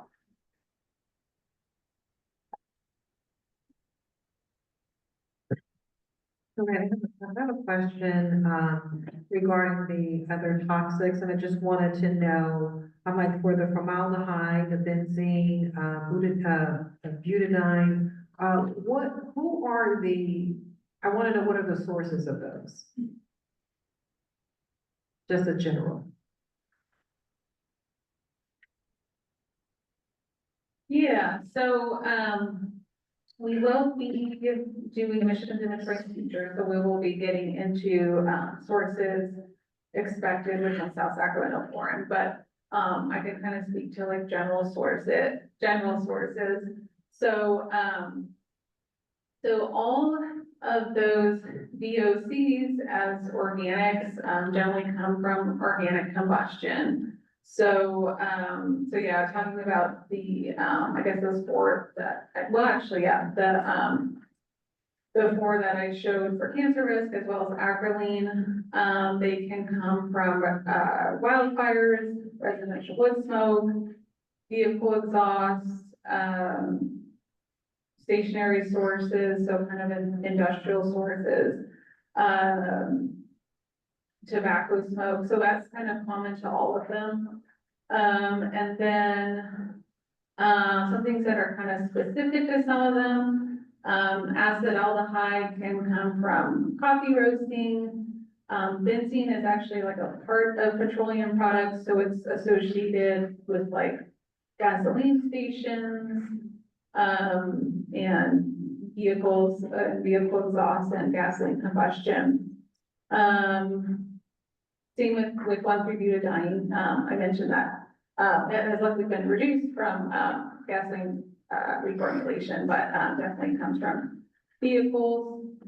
And then formaldehyde is, specifically can be associated with, like buildings and building materials. It's a preservative and has been used in, like wood products and, as well as in consumer products. So that's kind of specific to formaldehyde, but there's some general sources. Thank you. Barry? Thank you. Thank you very much. Just one question, just a follow-up to what you stated, here on the same page with the, 1.3 butane, that there wasn't enough to register at the 1.3 mark, and just make sure that I heard right. You said at the top of the dash gray line would be the starting point to register. Okay, so my question is, with the state level being lower than what it takes to register on the gray line, I'm confused. How are they getting a registered amount if they're not reaching the top of the gray dash line? Yeah, that's a good question. I think it's probably, they're getting values above that dash line, and then when it averages out, maybe if they didn't, get that value every time, then it kind of averages out to lower. So that could be it. I mean, that minimum detection level is kind of based on a laboratory analysis, so maybe there's a different laboratory. I'm not sure exactly why, but those are so guessing.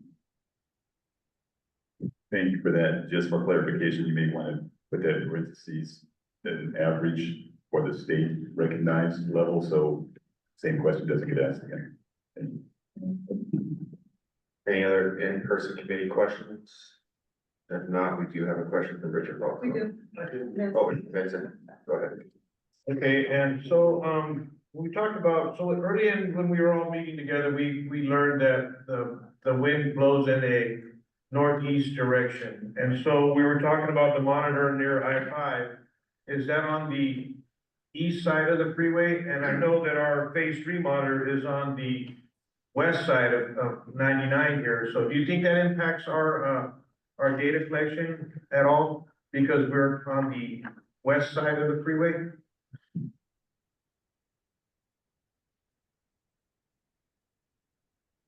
So yeah, there's, I don't have enough information in front of me to answer that, but something to consider is that the, near road site is like 60 feet from I-5. It is on the east side of it, so it's much closer than, like that Fern Bacon Middle School location is Highway 99.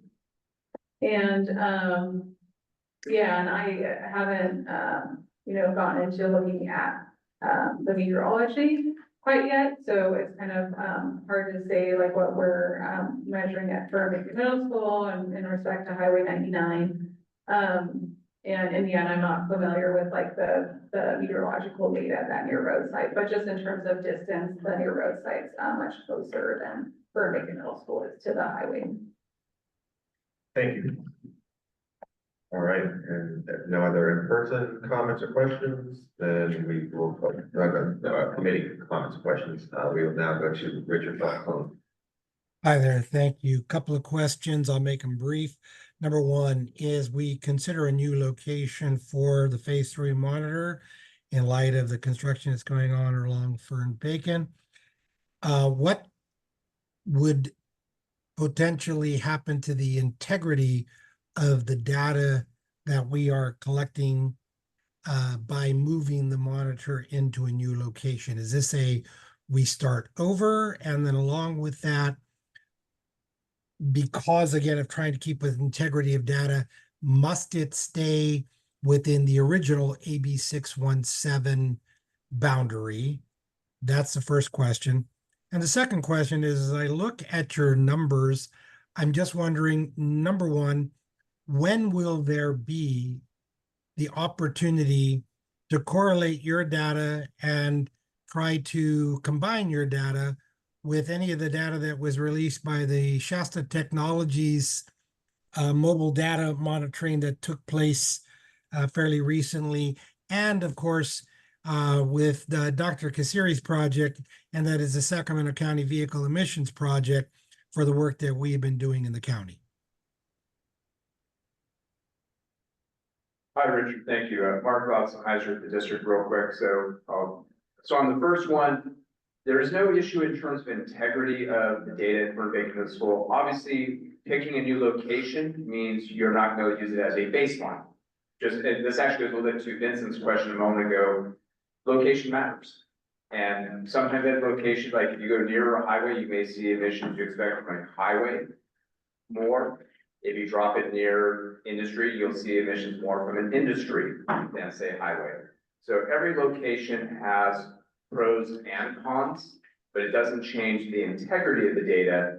But you would be looking, you wouldn't necessarily be able to use it as like a baseline to say, you know, this is now on cleaner than Fern Bacon Middle School because you are now measuring in a different location. Much like what we saw in the phase 2 monitoring, some sites were higher for some pollutants, some were higher for other pollutants. So just as you saw that in the phase 2 data, you would see the same situation if and when, since we do need to move it somewhere, when there is a new location picked for phase 3, or from moving from Fern Bacon Middle School. Your second question, Richard, was just about looking at this in comparison with other data, including I think you're referring to the Sonoma Technologies study.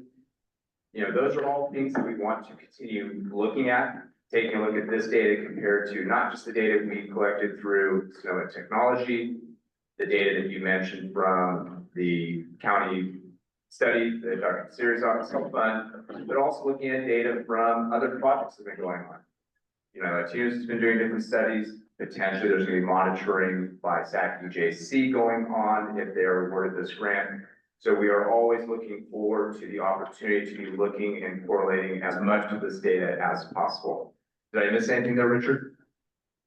Yes, it did. I want to make a comment, one more quick comment, and that is, in light of the data that you're presenting today, and even some of the data that I have seen from the other, and thank you for correcting me on Sierra Technologies, do we anticipate there will be a time where this body or other bodies will bring forward a recommendation for state standards to lower themselves?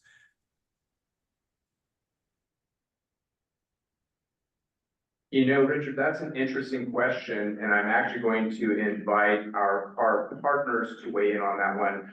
And I say that only because we are but one piece of the 617 program statewide. There has been not just monitoring we've been doing, but monitoring statewide.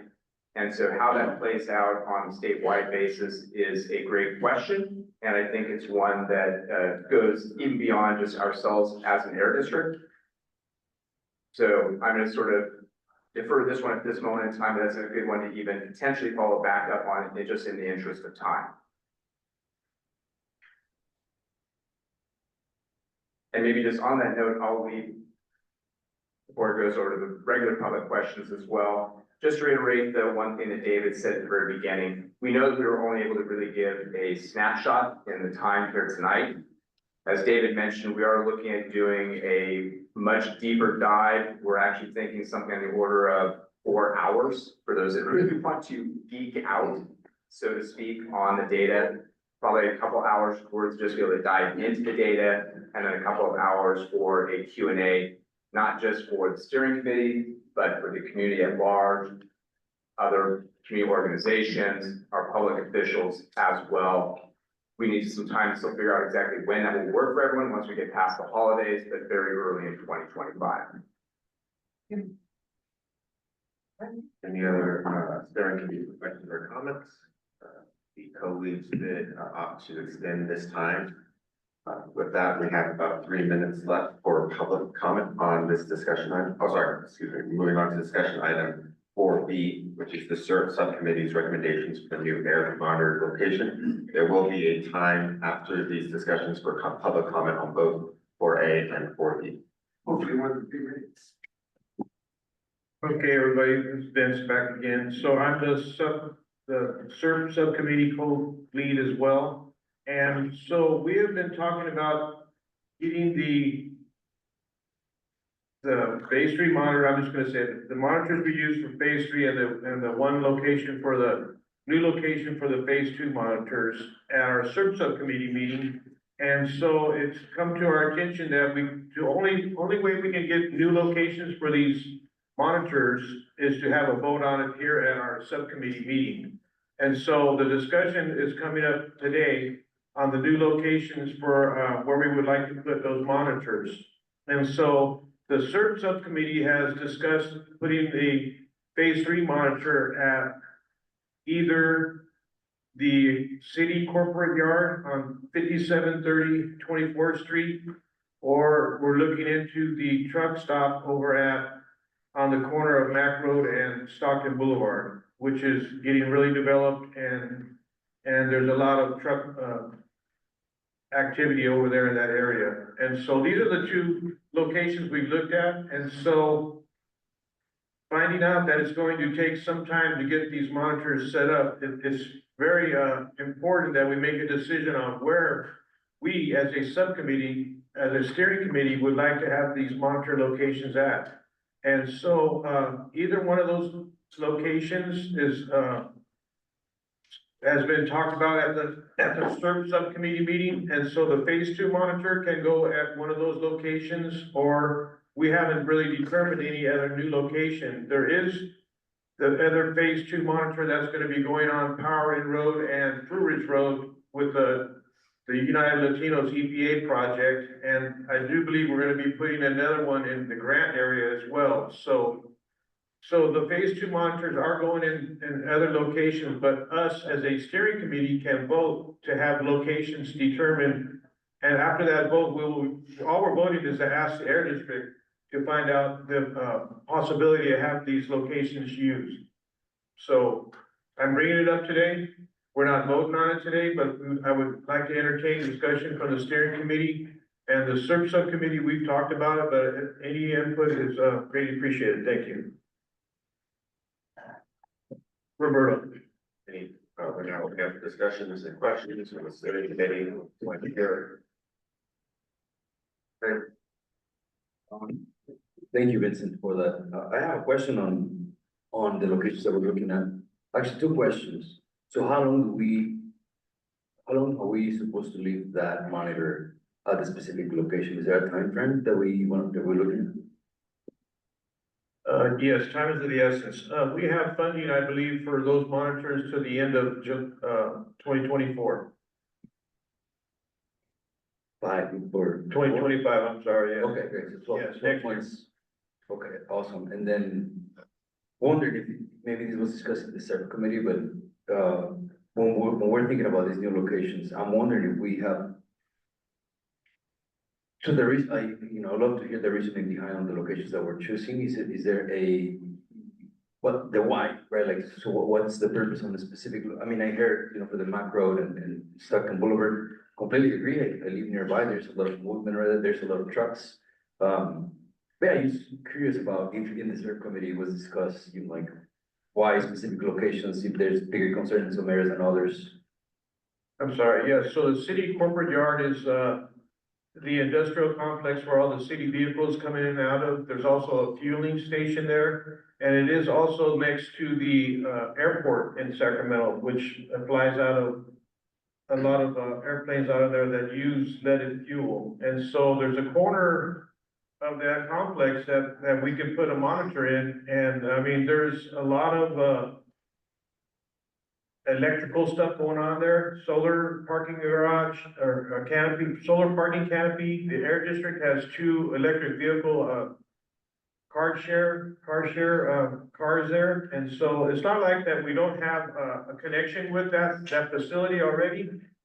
But it is a large complex where all the diesel trucks come out of there. And I do believe all the lawn equipment maintenance is done inside of there as well. And so having lived in that neighborhood for a long time, the tree division drives out of there, and there are other the fire trucks, they fuel out of there. So I've asked for an information request on the activities that come out of that facility from the city, and it was denied. And I requested it in January, and in March or February, I got a denied request.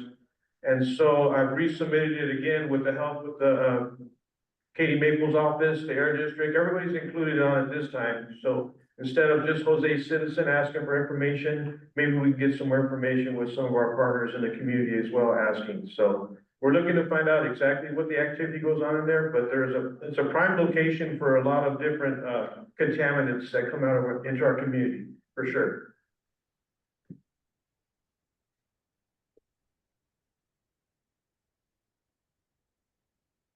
Any other committee questions or comments on action item 4B? Discussion item 4B. Any online? I see no committee members. All right, if no other committee members, we are now open for public comment or questions on this item. We have about 15 minutes for this. Please form a line next to the mic. I state your name for the record. Reminder to this committee members that this is an opportunity for public comment and questions, but there is no response required or planned for. My name is Jose, and I'm a South Sacramento resident. Regarding the monitors, I do have concerns about the city lot.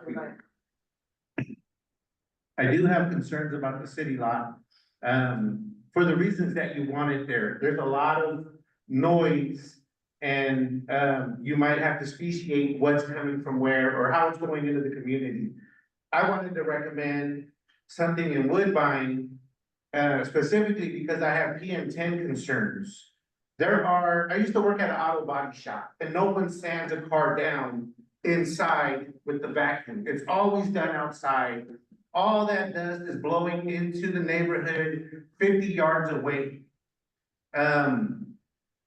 And I'm not sure that was captured with this. And so, as this young lady mentioned, not just randomly clicking places because that's the only connections you have, but really making an effort to find where the pollution is concentrated. I think you would find really unhealthy levels of PM10 if you monitored in Woodbine facing those auto body shops where in the summer there's 10 cars out there being sanded down.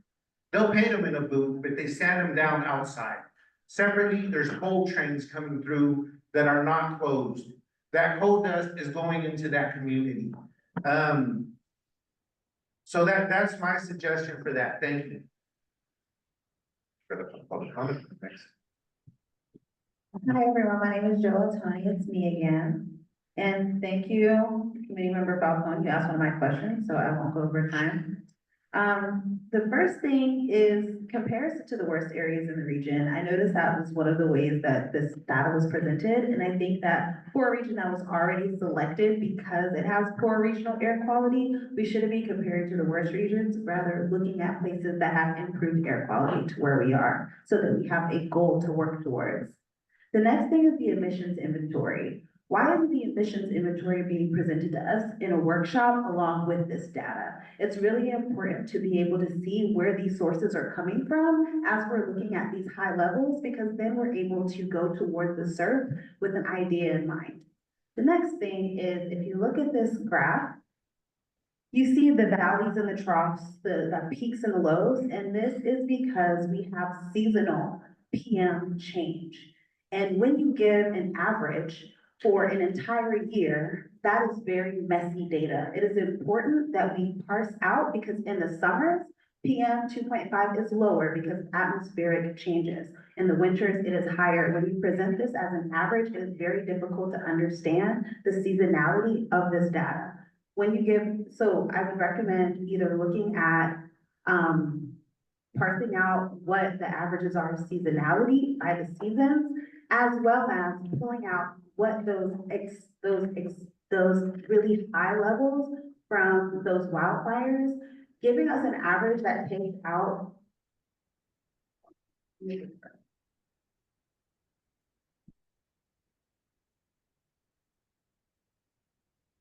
So we have these outliers. I would recommend pulling out the outliers so we can see what those averages and medians look like without these data points that pull us all the way off track. So I really appreciate this data, but it could be better.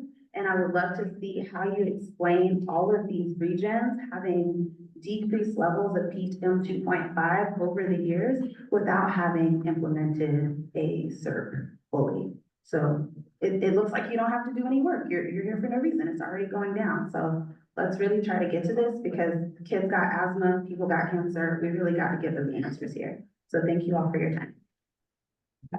Oh, I'll also add that I got permission from the Southgate Veterinary Hospital, which has all the requirements. Unfortunately, it's not far from the middle school, which I was glad you guys were at, but it's adjacent to smog shops and those body shops. Although ideally you would want to do it on the backside, there's a bunch of businesses there. I got the skills to talk to them and get permission if this group doesn't. So just want to put that out there. Thank you for the public comments. Any other public comment in person? All right, we do have a hand raised online. Jennifer, go ahead. Good evening. Thank you for this opportunity to speak. As a resident who lives very close to the corporation yards and who is very familiar with South Sacramento in general, and who is also very concerned about Woodbine, the question about where to possibly relocate testing is a good one. There's a lot going on in the South area, a lot happening within the new boundaries. The question is going to be, which particulates do you want to test for? Which ones are you going to be most concerned about? I can speak as someone who lives in Mangan Park, that my neighborhood has a very abnormal rate of asthma. The census tract for that is, within the corporation yards is in both the CalEnviro scan and the federal EPA EJ scan, 94th and 95th percentile in respiratory diseases. Yes, we've got the trains going through that have coal in them. We've also got the executive airport. You've also got whatever's happening with the Campbell Soup Factory. And so there probably needs to be a discussion on which particulates you want to go for first. Richard Falcon should be able to verify this, that testing the United Latinos did in Mangan Park 3 summers ago now, Richard. Maybe it's getting a little longer than I remember. Showed that the corporation yards area has a higher level of lead in the air than the control in St. Rose on Franklin Boulevard. Why that is, we still don't know. If we want to decide that lead is an important thing to test for, corporation yards are great. If you want to test for diesel particulates, I think, and other sorts of chemicals from industrial purposes, I think you probably want to look at Woodbine. But there's definitely enough to go around. We are spoiled for choice in South Sacramento. And I do appreciate the comment about being careful with those averages. I completely agree. Averages mush everything together. And, they're nice to give you a general sense, but they are not a good way to view the whole situation. So thank you for that comment. And thank you for this time. Thank you for your comments. Are there any other public comments or questions online? Seeing none, we can close out, agenda item 4. We have a comment there. Yeah. So there are a lot of suggestions for relocating the purple laboratory. My question back to the steering committee is how do we want to prioritize these different locations? So what is the process trying to figure out where to move them on to? Is that something that we want to figure out here or an action item or an action item at the committee? So there's a question back to the steering committee. That's a comment on that? So I guess our concern is we're running out of time to get these monitors installed anywhere. And so the CERB subcommittee is requesting that we move the phase 3 monitor into the city corporate yard. And that is what we're talking about today. If there's another location for the phase 2 monitor or whatever we're gonna call it, but there's a long list of monitors that we use during the phase 2. And so there's another location that we need to determine for that one as well, but there is gonna be no determination and there will be no monitoring anywhere if this subcommittee, this steering committee does not make a decision on where we want to have those locations done. So if the more we wait and discuss and talk about other things, we're not gonna be monitoring for a long time. So the CERB subcommittee feels that we need to make a decision. And so in our question on how to get this done, the Air District has said that it has to be a decision made at this steering committee meeting. And so that's why we're discussing it now, so we can make a vote to have it done. Just clarifying. Just clarifying that this is a discussion item today, but there is no vote scheduled for today. Thank you for clarifying that. Well, I have to say that after the public comments, I mean, they were necessary, right? I think they were right in asking those questions specifically on what are we monitoring for and what are we trying to do with that data, right? What's the purpose of this? And before we choose a new location, which I think I agree with you, Thomas of the essence, maybe we would like to think about, the purpose of even if we choose the location that you're suggesting that the CERB is putting forward, deciding what the purpose of that is. Like, is it, do we want, what particulates we want to track? What do we want to do with this information? And maybe I'm being naive because I've only been here for 3 months, 4 months, but I really like I agree with you that we need to understand what the purpose is for the movement and the locations we're choosing. Yeah, that's my comment. I mean, I will move with whatever the majority wants to do, but I think it's important to have that conversation. Barry? Thank you, Roberto. I'm not speaking for Vince or anyone else, but myself as a member of the CERB subcommittee. And to your question, that the question of relocating the mobile lab has been an ongoing question for months, plural, prior to you coming on. It is not a new thing. Vince specifically has been asking to look to monitor elsewhere. We've had the conversations of asking the community to come forward and present where would you like it. 3 new CERB boundaries. That question was put out to the community, to the sphere of where would you folks like to be monitored if in fact the new CERB boundaries were to pass. CERB boundaries were voted in July. So to your question, it has been quite some time that has passed already that it has been available to those who do attend these meetings. Understand that's no percent in regards to the populace of the community, but then that goes back to outreach and how do we get it out there? Has it gotten out there through outreach? So to Vince's point, I'm having it up here.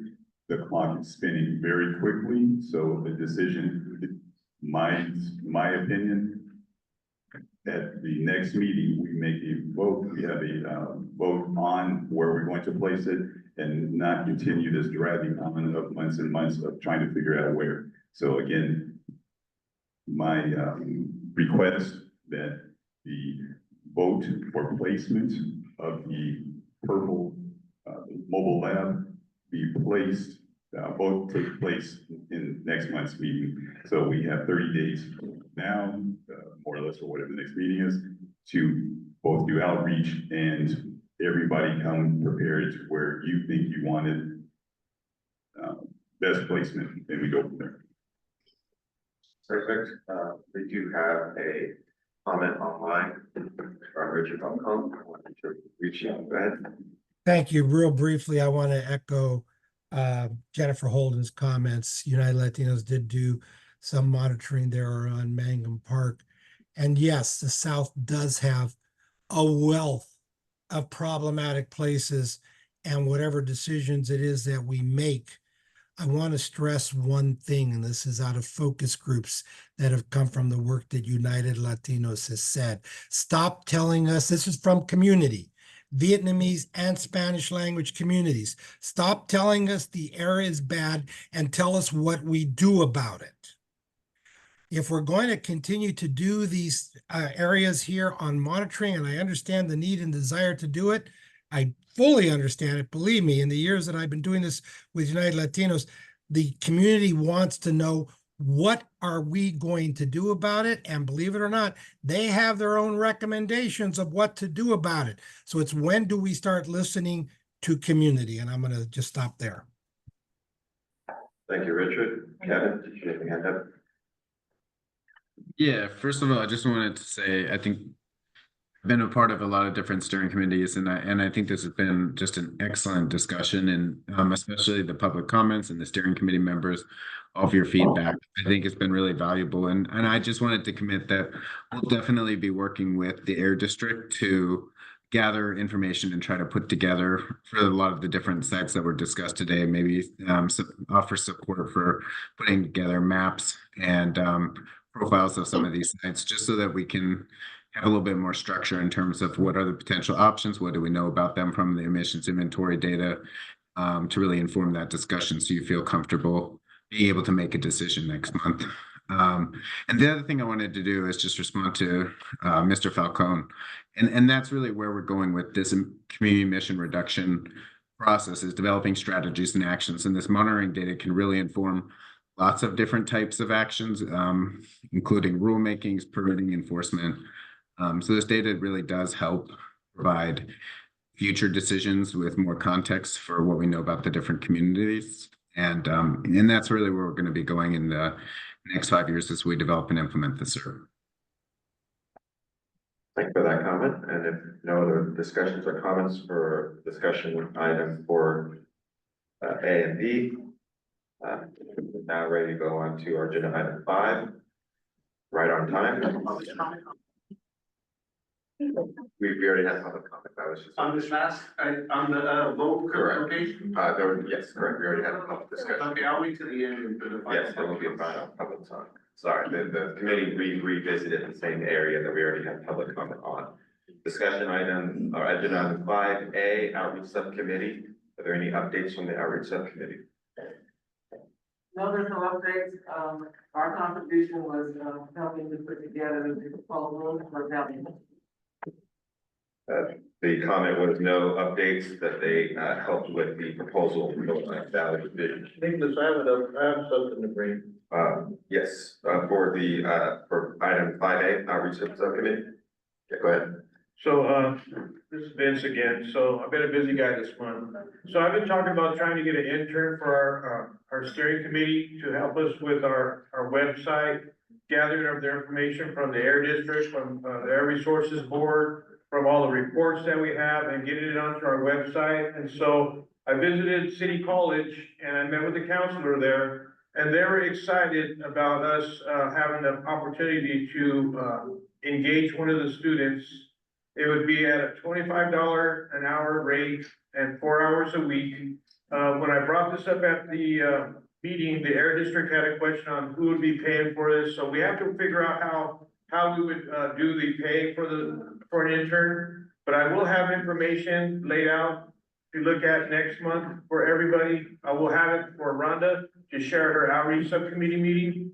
And then possibly we can talk about doing it, because we've been talking about this for a long time. And so it's just gonna help us, because if you go to our website now, and I don't know if anybody has, Go to our website, it's outdated, and it's not updated. And so, the counselor said the students would be excited and happy to be, updating our information for us. And again, the more community members we engage, the more community input and talk in the community we're gonna get. And these students that I've worked with on other projects, they're excited about what we do. They get excited. They get excited about the monitoring. They're looking at it and they're talking about it amongst their friends. And, it could be a win-win opportunity for us. And I'm sorry, Ron, I didn't have any of this information first for you, but I wanted to make sure that the steering committee had heard about it here. Because we can't make decisions at the outreach subcommittee meeting. It's here where the decisions are made from the steering committee. Just wanted to make a clarification that we closed out, agenda item 5A outreach subcommittee. This is moving on to agenda item 5B serve subcommittee update, and we do have 2 comments, in addition. Morgan, would you like to? Yeah, we're gonna give more time for the outreach item. Correct, yes. Thank you. Can you hear me? All right. So this was just in terms of you getting an intern, I can assist with that, where you don't have to worry about having to pay, because I know volunteer students that would do it just for the experience of being able to work around the air district. Okay, well, all right. This is something, we've been talking about this for a long time, so bring them. Okay, sorry, I haven't been in the outreach meeting, so that's. Rhonda? For about a year and a half. Well, I was gonna just tag on to what you said, he was saying, how will we pay for it? We pay for it from our subcommittee. Can you bring the mic closer to your voice? We pay for it through our subcommittee funds, like we paid for the web developer to develop the website. So there's no question how we pay for it. Okay, that was the air But you're district. saying that we can get it for free, so that'd be one. That was the air district. Starting. Any other updates for agenda item 5B? Seeing none, moving on to 5C from the district, any updates?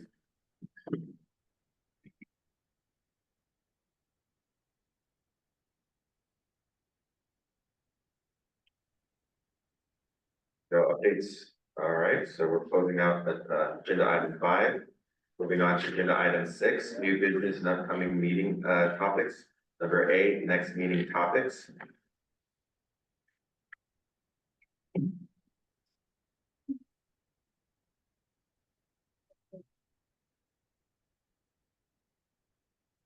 Morgan, go ahead. I did want to invite, the Air District to come and table at the native planting event that we're doing with Sierra Service on November the 10th, to be able to pass out more information on what we're doing. I'll email you, David, on just the work that we're doing, just to get the community there, because there's a high refugee and Afghan community across the street from where our community garden is. So being able to actually, really try to pull them out. So I'd love for the Air District to table. Excellent. Morgan, did we talk about the clean area event we had at your garden yet? No, we haven't. Are you gonna? I can.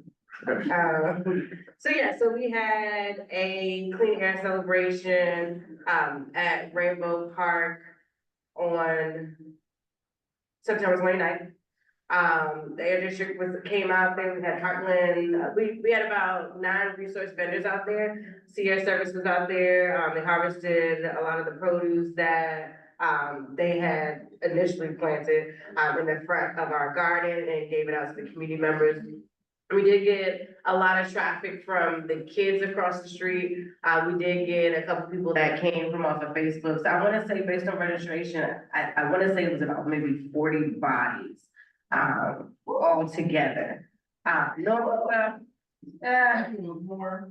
He said, there was people that also did not register, like were language barriers and, there was kids that just came over by themselves. But they really, really enjoyed it. I'll make sure I share the pictures. We had kids that were hauling mulch, and they were planting, we're talking wheelbarrows, probably the age of the youngest, like 5 or 6 was wheelbarrow mulch and, planting plants. So I feel like it was a really effective event. to be able to, again, just encourage people to get outside and to take more ownership over their environment. And thank you so much. Vince was there also.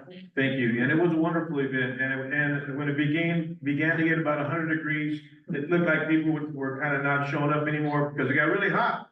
But they were out there moving the mulch, planting new rows, and in the heat, and it was amazing. It was a great day. And I did take a survey in Farsi, and I did take a survey in Chinese while I was at the event for the Air District. So, or not for the Air District, for AB 617. So it was good. I got pictures of the kids.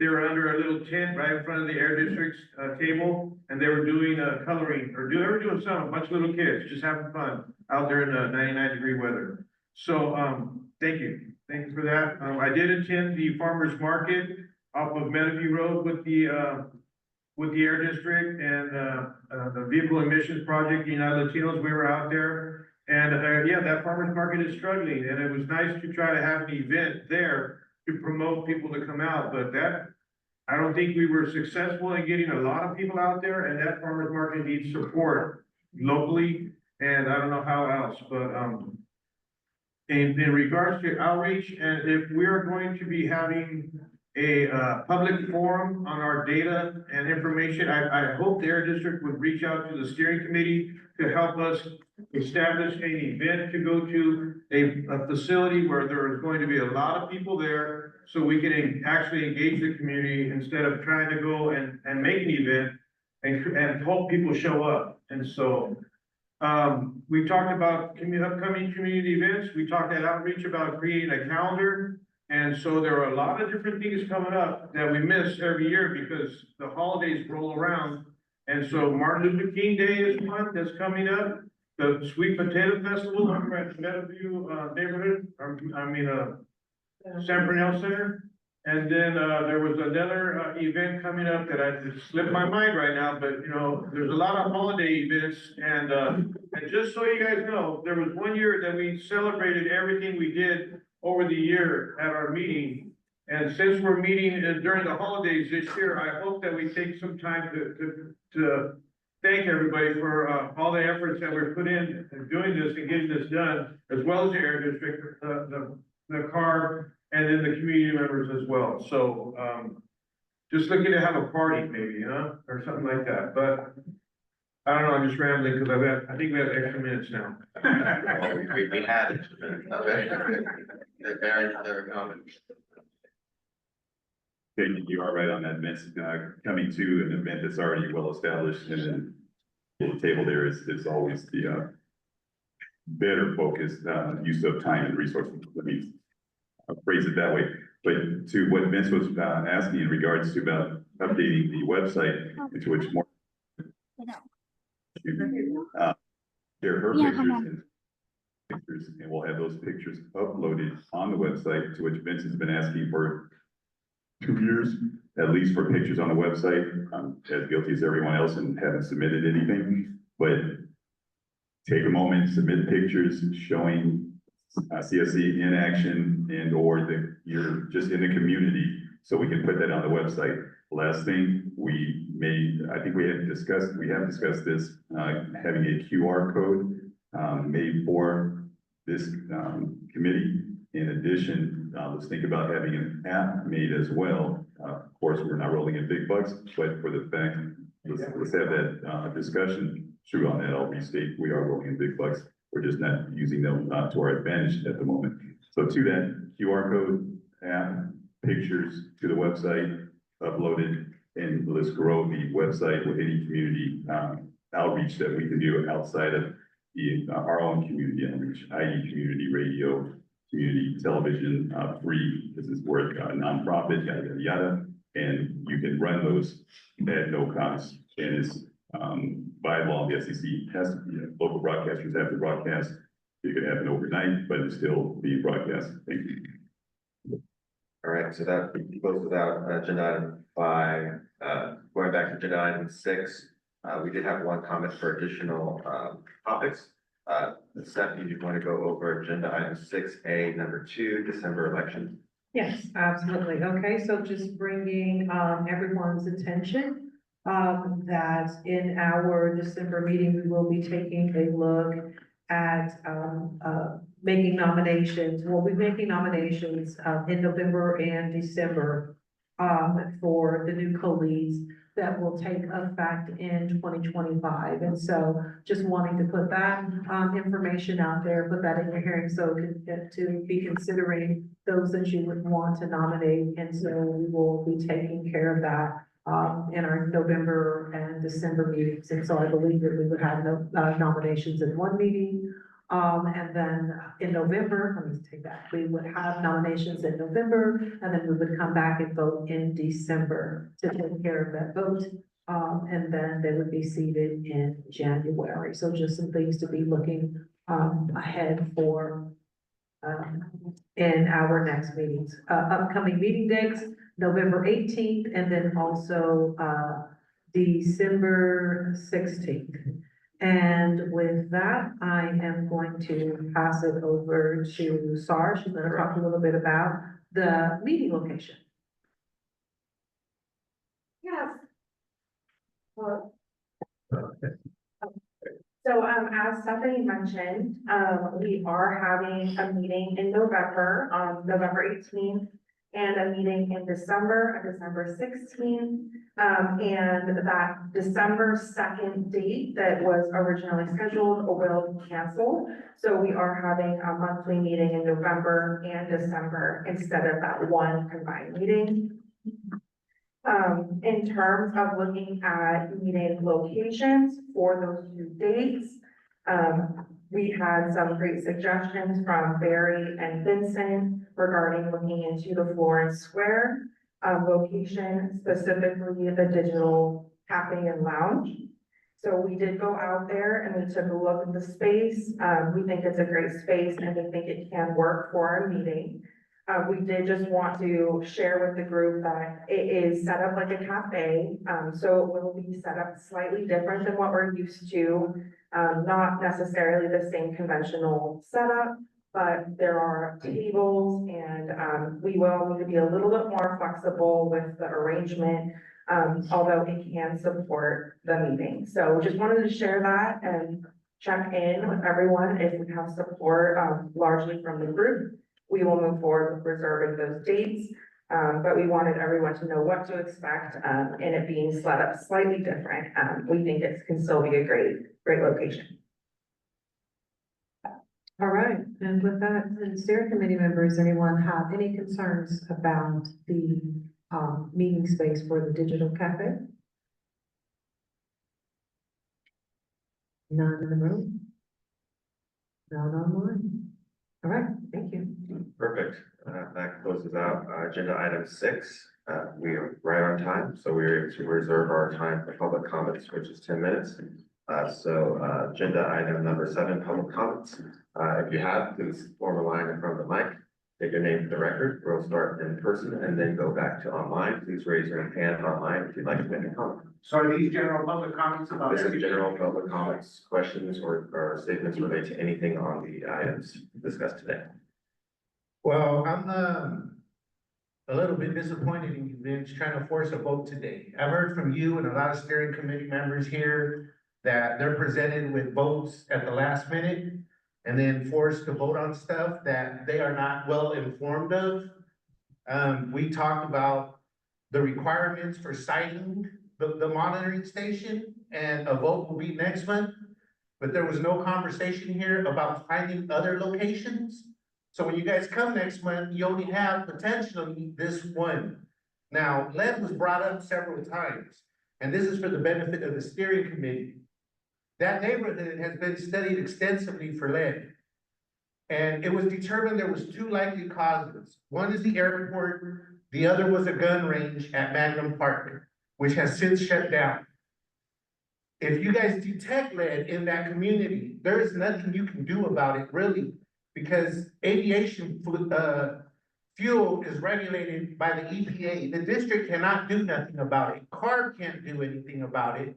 You can advocate to the EPA to maybe come look at it, but focusing on lead is not going to get you results that are actionable.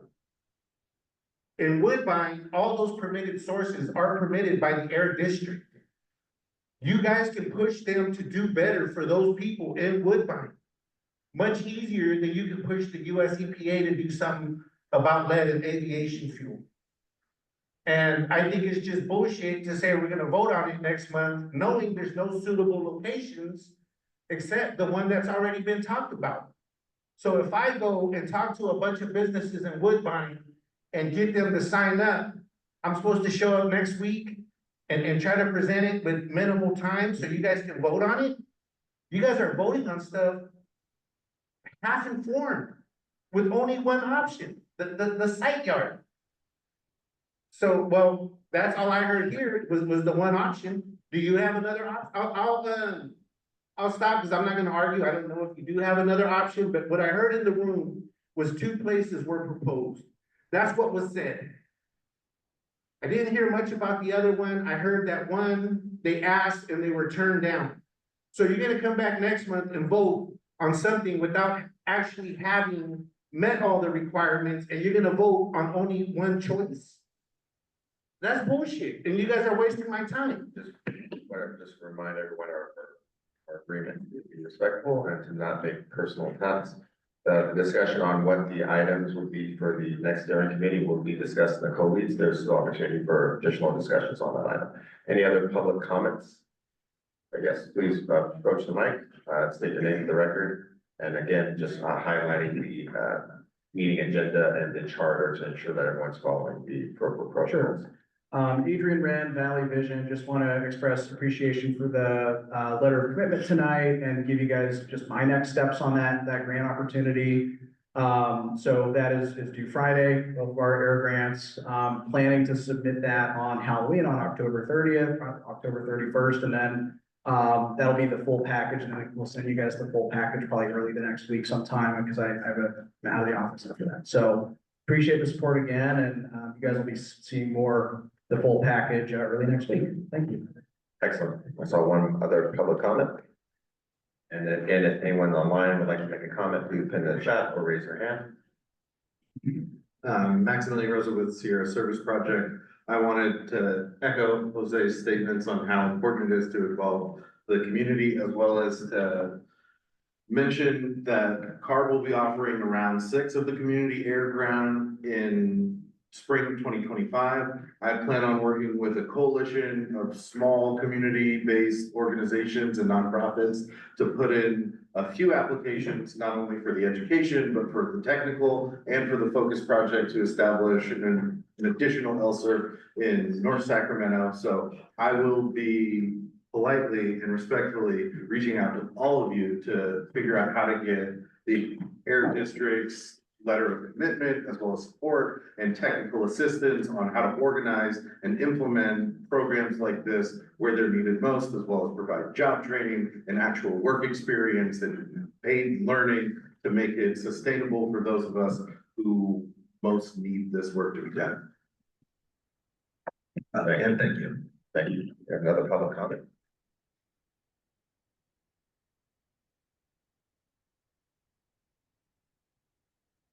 I wanna remind that there's some historic things happening to what kind of investments are happening in South Sacramento. My only hope is that all those investments translate into better health outcomes.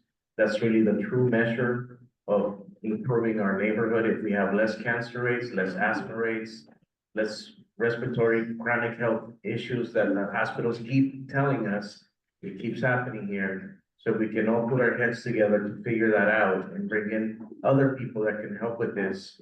I think we'll do a better job at expanding, finding solutions for expanding the amount of people that are involved. So that's all I wanted to say. And we have anyway, I'll let Barry continue with that later. All right, any other public comments in person?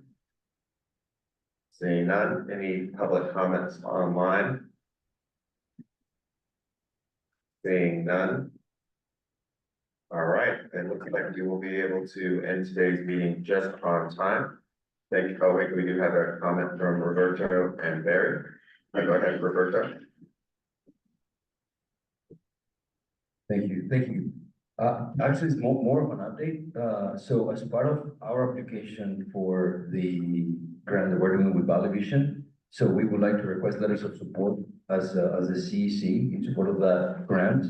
That's something that we discussed during the outreach committee. So I mentioned that I could do that outreach on behalf of this steering committee. If that's okay with everybody, but I would like to reach out to Sacramento council members for District 5, 6, 7, and 8, which are the areas that our district represents. And also to the city of Sacramento, the city of Oak Grove, and then to county board supervisors, Patrick Kennedy, District 2, Patrick Hume, District 5, and Phil Serna, District 1, which are also part of our the area that we cover. Do we need to put that up to a vote? I mean, I think we already said that we agreed to proceed with Valley Vision, and this kind of seems like part of that application, but I don't know if that's how everybody sees it. Yeah, the clarification would be that would be covered under the passive motion. Okay, fantastic.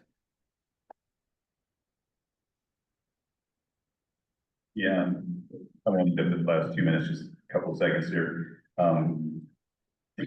Maybe I wasn't clear when I was stating in regards to choices of placement of the monitors that this group would vote on, that the months plural, 4, 5, or 6 months have gone by in communication from this committee out to the public.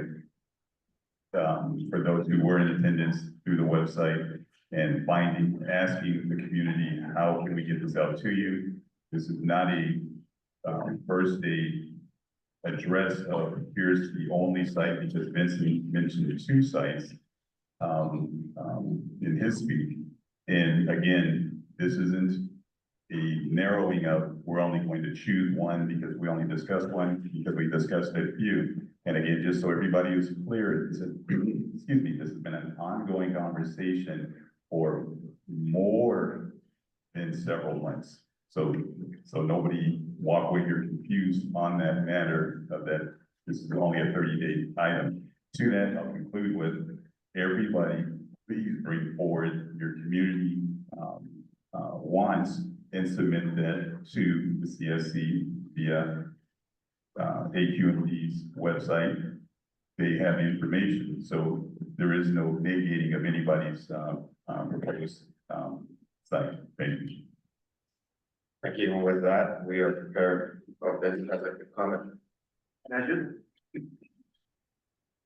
And I just want to remind everybody that the CERB subcommittee meets the first Tuesday of the month online, and we sent out a Zoom link to everybody, and I encourage everybody to attend so you can participate and bring information so we could make decisions together. Thank you. Perfect. And on that note, we are now just at time.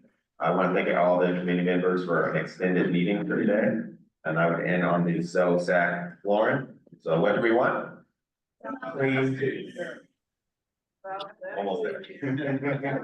All right, thank you, everyone. Good night. Thank you. Thank you, everybody.